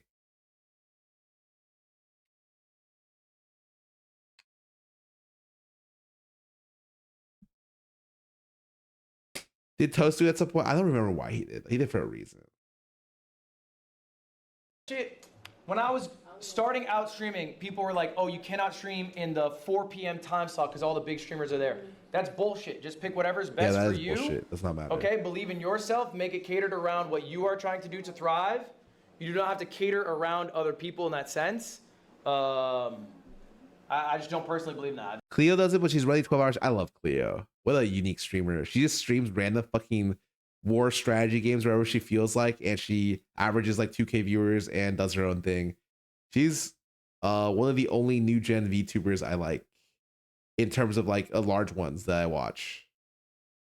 I think it's fine to just have confidence that you will succeed in this new time slot. And I think time will show that whatever losses you had were small enough and you can recoup them with your effort and energy.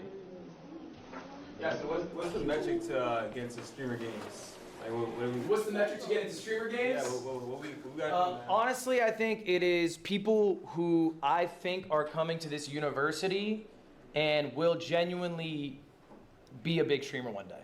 And not because, you know, they have a crazy amount of viewers now, but they care enough to do that. I showed you these numbers, guys. They are real. Like, genuinely half of you are going to fail in the sense that you will have come to Streamer U and you will have nothing to show for it in a year. I mean, it's just true. A lot of people are here going to be this red line. So I want to take people who would be maybe a little green line like this, have them at streamer games, and maybe they can go way bigger, you know?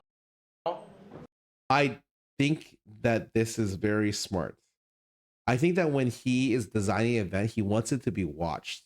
So either he brings all big people or just people who can make it big or have great collaboration skill or are his friends because it's his event. I have never in my life been invited to a streamer games, and I understand why. Because one, I'm not physically fit, so it's really impossible to fucking put me in there. And two, because I am not that big. And a lot of times that he wants people to interact with IRL streamers who are much larger, I don't hold them against him. I think that that is a very smart decision. I definitely, especially the physical activity is like, if you guys saw the Toast Red Bull video, don't watch it. Don't fucking watch it. It's embarrassing. I want to give opportunity to people who will take advantage of it. I don't want to give opportunity to someone who in a year won't even stream. That's ultimately it. All right. I stream 100 hours a month and my chat calls me a part-time streamer. You stream 100 hours a month, your chat calls you a part-time streamer. Yeah, they won't stop. What are you using the other time for? Is it for stream? If you're being honest. A lot of the time that I spend off stream is like either planning stuff off stream, like planning stuff for streams, or sometimes I'm spending like quality time with my friends. I would say, I don't know what your offline time is. 100 hours seems fine to me. I think chat's just being chat, and you just gotta 100 ride hours with them. fine, no problem. But I think 100 hours is fine. I would think 120 to 130 is a sweet spot. Hi. My question is, what would you do if like you start up as like a YouTuber and like you're so used to like editing and like taking time, being intentional about that, and then going into like streaming and then feeling like you don't have like that editing and like that, I don't know, like. Oh, that's the person who didn't write down her goals, right? She's already a YouTuber editor? If you did it 1,000 times, how many times you streamed? Probably like a few times, like not that many times. That's it. What do you remember when you first edited? Yes. Like in my life? Yes. 7 years ago. Before your dog shit? Wow. Really? Yes. Streaming's a skill. Her channel's pretty big. Oh, hell yeah. I'm a good streamer. That's step one. Guys, that's time. Y'all are good. Appreciate He basically y'all doesn't want to be a streamer. Oh, okay. I mean, not everyone's meant to be a streamer. Especially an IRL streamer is a very different breed. Every IRL streamer I talk to, for the most part, wants to be a desktop streamer. It is fucking hell to be an IRL streamer. Like, straight up.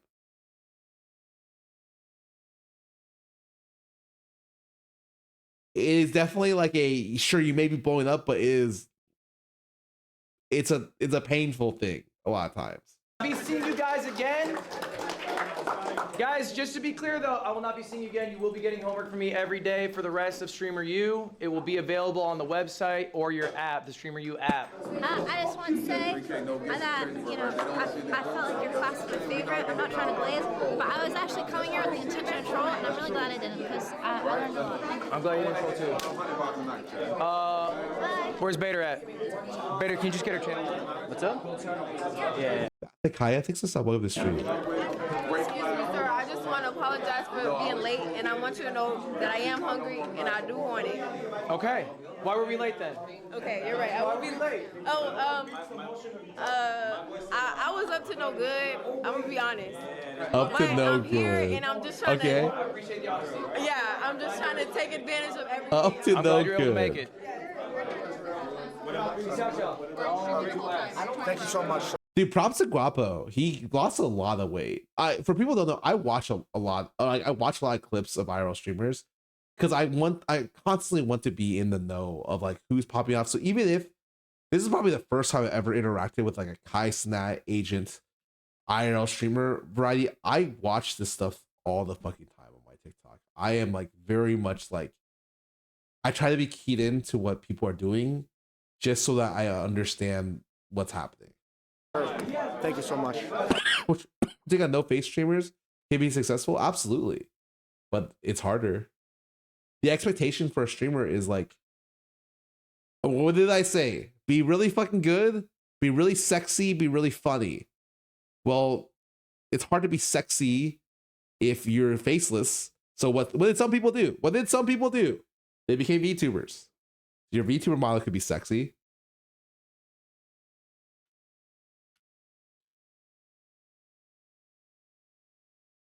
Oh, Blur. That guy's fucking sexy too, actually. Yo, he doesn't even need a fucking model. I see those gym pics. I just want to say this was genuinely a super informative class and probably the best class I'll have throughout this entire experience. Thank you So much for being a part of this and doing this. Oh, Like, let's say the class. I'm doing it right after this. Making me. I appreciate it. Of course, thank you so much. You're my like information. Thank you. That's the goal. There are people who are just infinitely funny, who are infinitely fucking entertaining, and they can have no cam streams, and they're fine.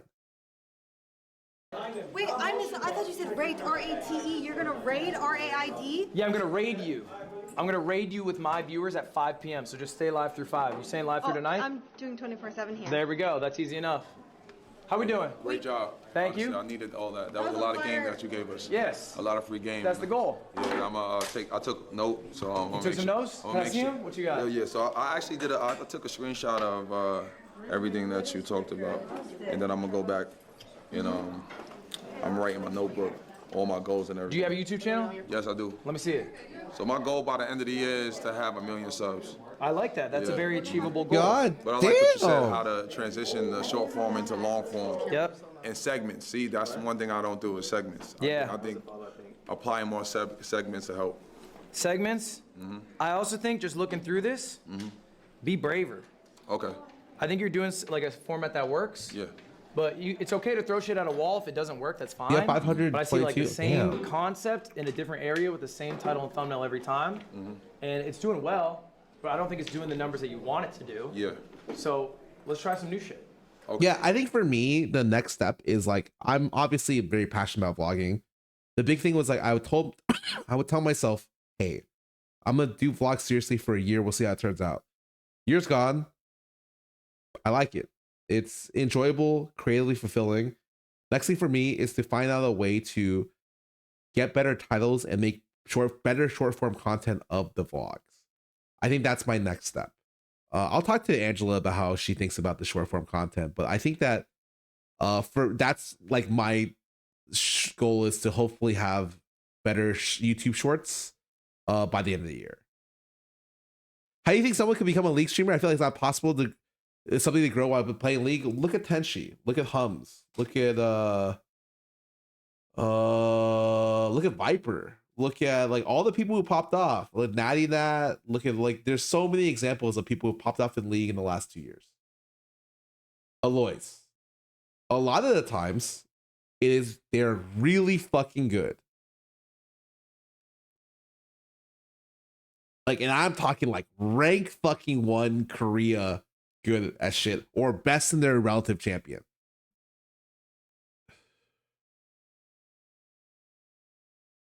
You heard he said tons of B-roll to edit? Oh yeah. He gives advice. Can I give you some advice? Find a way to make some short form content of the Maui and Reed takes a niche that no one's really blown up. You can fill. Oh, I think a lot of people have that.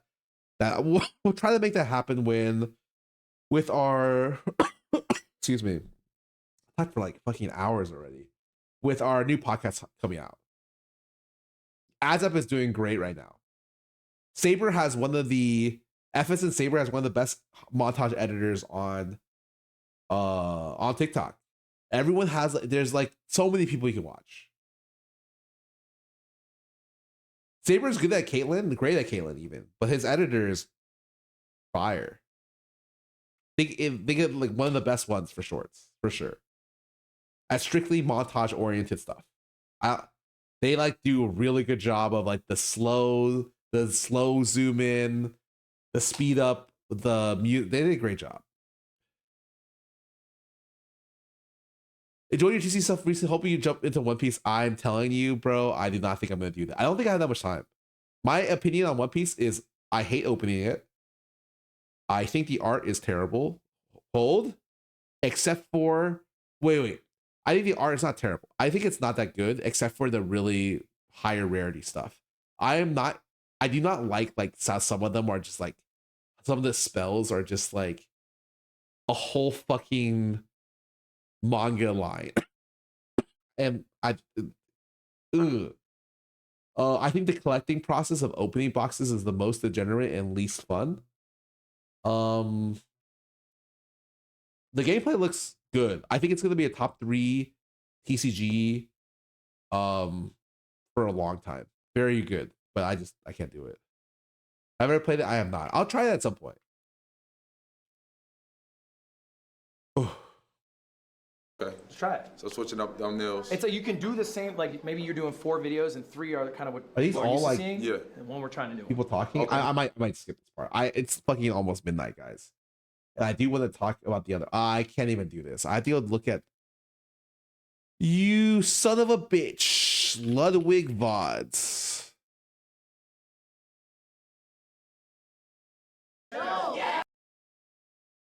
I need to find his day 2, right? Chat, what up?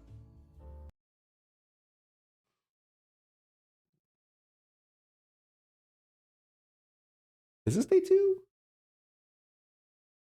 It was day 2. Guys, I don't know if I can do this today. It's so late. I have not eaten. I might do this tomorrow. Yeah, this is Streamer University. It sucks because like, then tomorrow's gonna have another thing. Ugh. He has an edited version of the main chat. Does he? Does he already?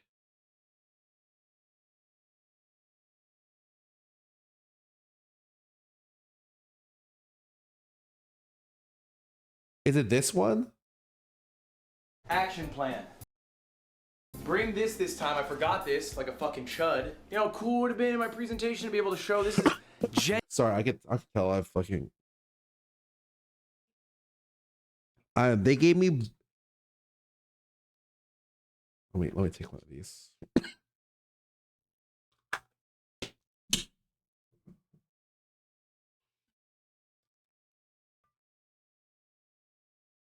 Are you not eating till midnight? Well, I ate lunch, but like, bro, I've been streaming the whole time. How long have I been streaming?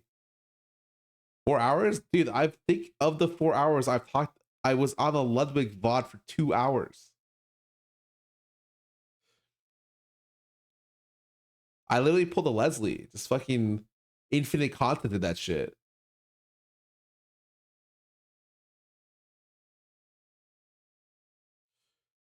Did you grow from being a pro? How did you grow as a league streamer? I was the best there was. No one was talking when I was a league streamer. I had no competition. I was a professional player with one of the only stream of consciousness streams. No one was doing it like me.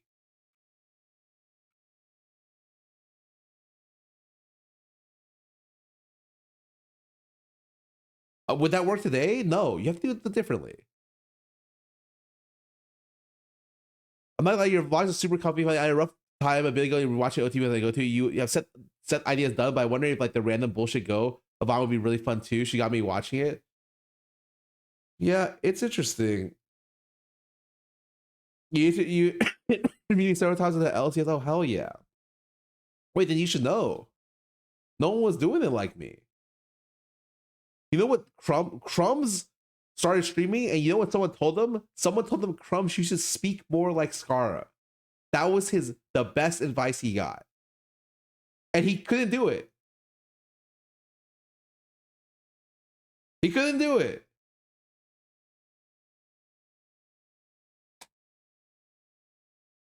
Cause yapping so much.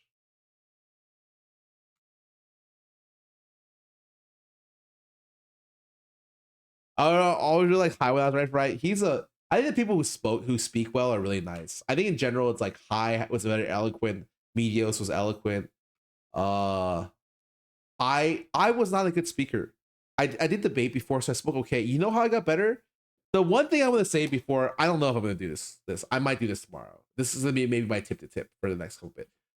The one thing I'm gonna say is you gotta, when people say put yourself out there, it's important to just do the most that you can when you to set yourself up for like success, not just in content creation, just in general.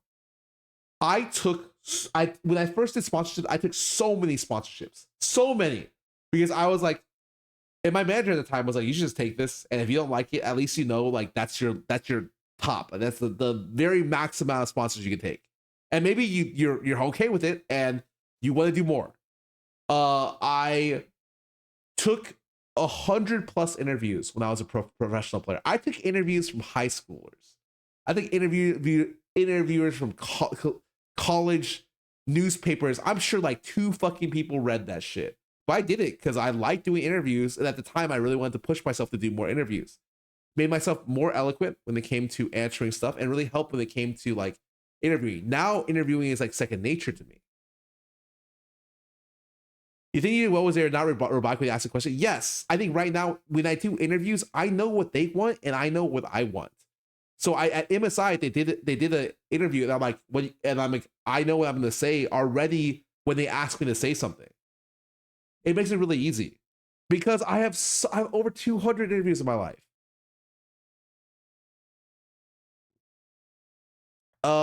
And I did that because I just wanted to do interviews. I just kept going, and I became a great interviewee. I even became an interviewer for a little bit. I wanted to try being a coach. I wanted to try being an interviewer.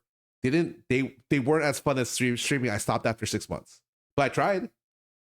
The point is, you don't know. That's when people come into my stream and they're like, Scarra, I want to be a streamer. What should I do? I'm like, hit the fucking start stream button and then come back to me. You'll find you don't know the questions you're supposed to ask. Just do it first and then come back, and you'll do it. You'll find questions you need to ask and come back to me. Like, I have no viewers. Can you help me with that? Or how do I get discovered? Your segment with Kadro after the show match really funny. Yeah, that was really funny. Kadro is honestly a lot taller than I expected. He actually, like, on stream looks like he's like 5'4", but like in real life he's like 5'10", 5'11". He's legitimately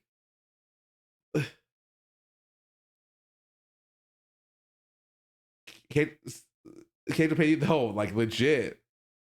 Who taught you who taught you, Scarra? I taught myself. I had to.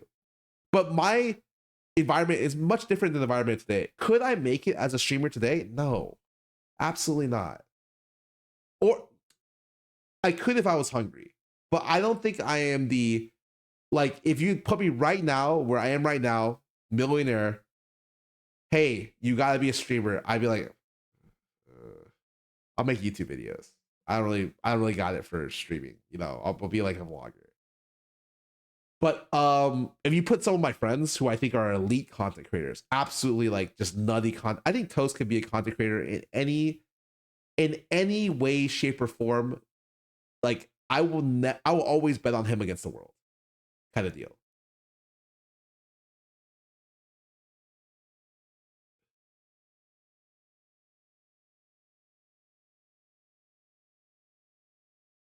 Kiwi Kid could be a good commentator. He's into TCGs now, man. He's a vendor. You want to see Kiwi Kid and Void Bite? Go to your closest Collecticon. You'll probably see them there.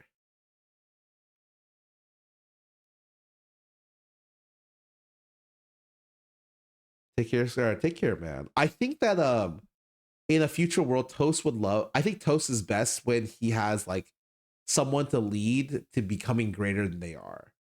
Back when OTV was most successful, he started up the careers of a lot of our friends.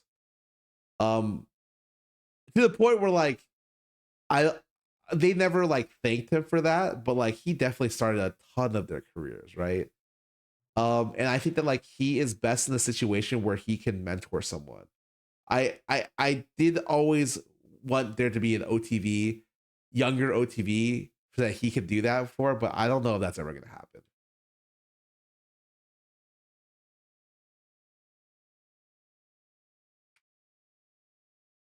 I love how you talk about your friends. You can tell you really admire and care for them. No, fuck them.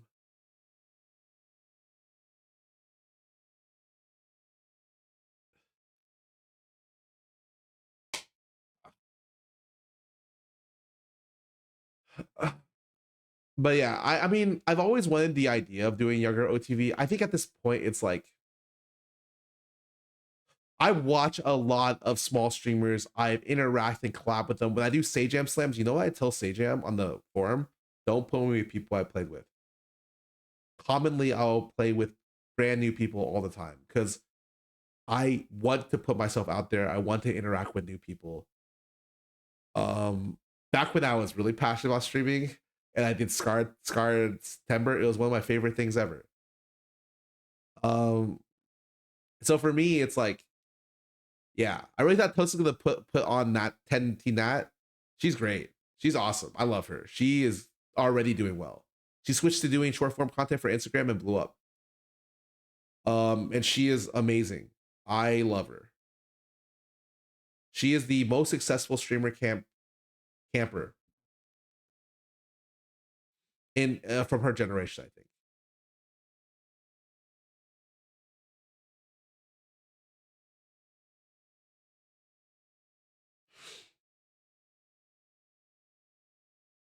Banks is doing rug pulls with a brand. We fucking should have done that, man. I'm not gonna lie. I will tell you I'll be 100% truthful. I was talking to someone at some point about doing like a crypto Twitter where people could bid on my name. And like stuff. And then at some point I was like, what the fuck am I doing? I cannot do this. At one point in my life, I was like, maybe this will be funny. And I'm like, no. I was like, this is not a good idea. This is a really bad idea. I cannot do this. Camera do I use to record my China vlogs? I use the Osmo DJI 3. I want to get the DJI Osmo Pocket P. It just came out in Asia, but it was incredibly hard to find in South Korea. It has 2 cameras and it's not coming out in the States due to some weird stuff that happened. Watching the next level video, like, oh, sorry, I'm not going to. No. It's too late. I think it's very close to midnight. Do you see the new Insta360? I did not, but I'm pretty sure the Pocket P is like everything else. Someone showed it to me in Korea. I was obsessed. I really want that. You get the 4 China. It's not the 4. You need the 4P. Oh, yeah. Let me show you. Pocket 4 Osmo. This is what I learned recently. This is the Pocket 4 Osmo, okay? Okay, what the fuck? Hold on. I just want to make sure. Okay, this is the Pocket 4 Osmo. It is not much different from the Pocket 3. As the internal battery is the battery is a little bit better, gimbal's a little bit better, whatever. This is the real sauce. This is what you want right now.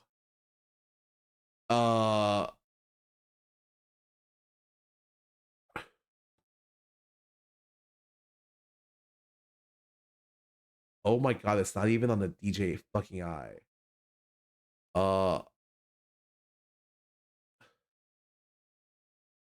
This is their newest product, DJI Pocket 4P. It has 2 cameras. The biggest thing about this is the gimbal is a lot better. The gimbal on the original Osmo 3 and 4 is pretty trash. You sometimes see it when I'm recording where like it goes in a weird direction and it's really awkward to use. This way better. This button right here is a lot easier to use, a lot more comfortable to use. When you're zooming in to magnify, you have to do a really annoying like you click to the right of the screen and then you push in here and then you have to click it again to go back to the moving. In this, you just tap the screen for like 2x, 3x at the very bottom right here. It's a lot of quality of life features that make it impressively better. I'm trying to get one from South Korea right now. I might just buy one immediately because I think it will elevate my vlogs to a good level. I think that this is considerably better, way better than the Pocket 4. I need to read a couple more reviews on it because maybe I'm over glazing, but someone showed it to me and I was very impressed. As compared to the iPhone, I mean, I don't iPhones, I don't know. You see the price tag of Frozen Mallet? I did not. Why 2 cameras? Oh, it's something that helps it with recording that does not really matter for me. The biggest thing about the 2 cameras, they made the gimbal better. This stabilization and the gimbal is stronger in this one because you have to be stronger to support 2 cameras here, which makes the overall package a lot more appealing to me. Have you considered the 360 Luna? I'm not. I mean, if I read the reviews and I see that it's better than this, I'll just pick one up.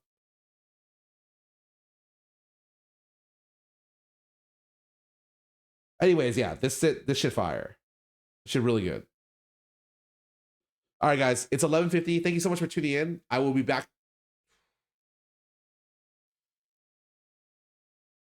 One second, double check my calendar to make sure I'll be back tomorrow. I'll be back tomorrow to finish off the vlog as well as another lovely video. I'll probably do reacts for the next couple streams until the TFT set will come out. So I'll see you guys then. We'll see you guys tomorrow. Very cool lighting stream. Oh, you'll get a lot of these. You will get a lot of these. Who do I raid? You know a streamer that I think is really good? I'm the glazer for a little bit, okay? Because I think it's really nice. I watch a lot of Unicorn. I think she reminds me of Sydney before she blew up. She is so responsive in chat, does such a great job of keeping like her personality bubbly and friendly for her viewers. I am obsessed. You'll see me in her stream chat a lot because I love her. Like actually. And so I think that she is killing it. And I hope that she becomes really successful. I try to support her a lot through raids and stuff because I think that she is really good as a small creator and deserves more viewers. Yeah, I will rate her right now so you guys can see. Do not tell her I said this. It's really embarrassing. I don't want to say that. Oh, really fucking embarrassing. But she's awesome. I promise you, like, please support her. I'm out. Have a great night.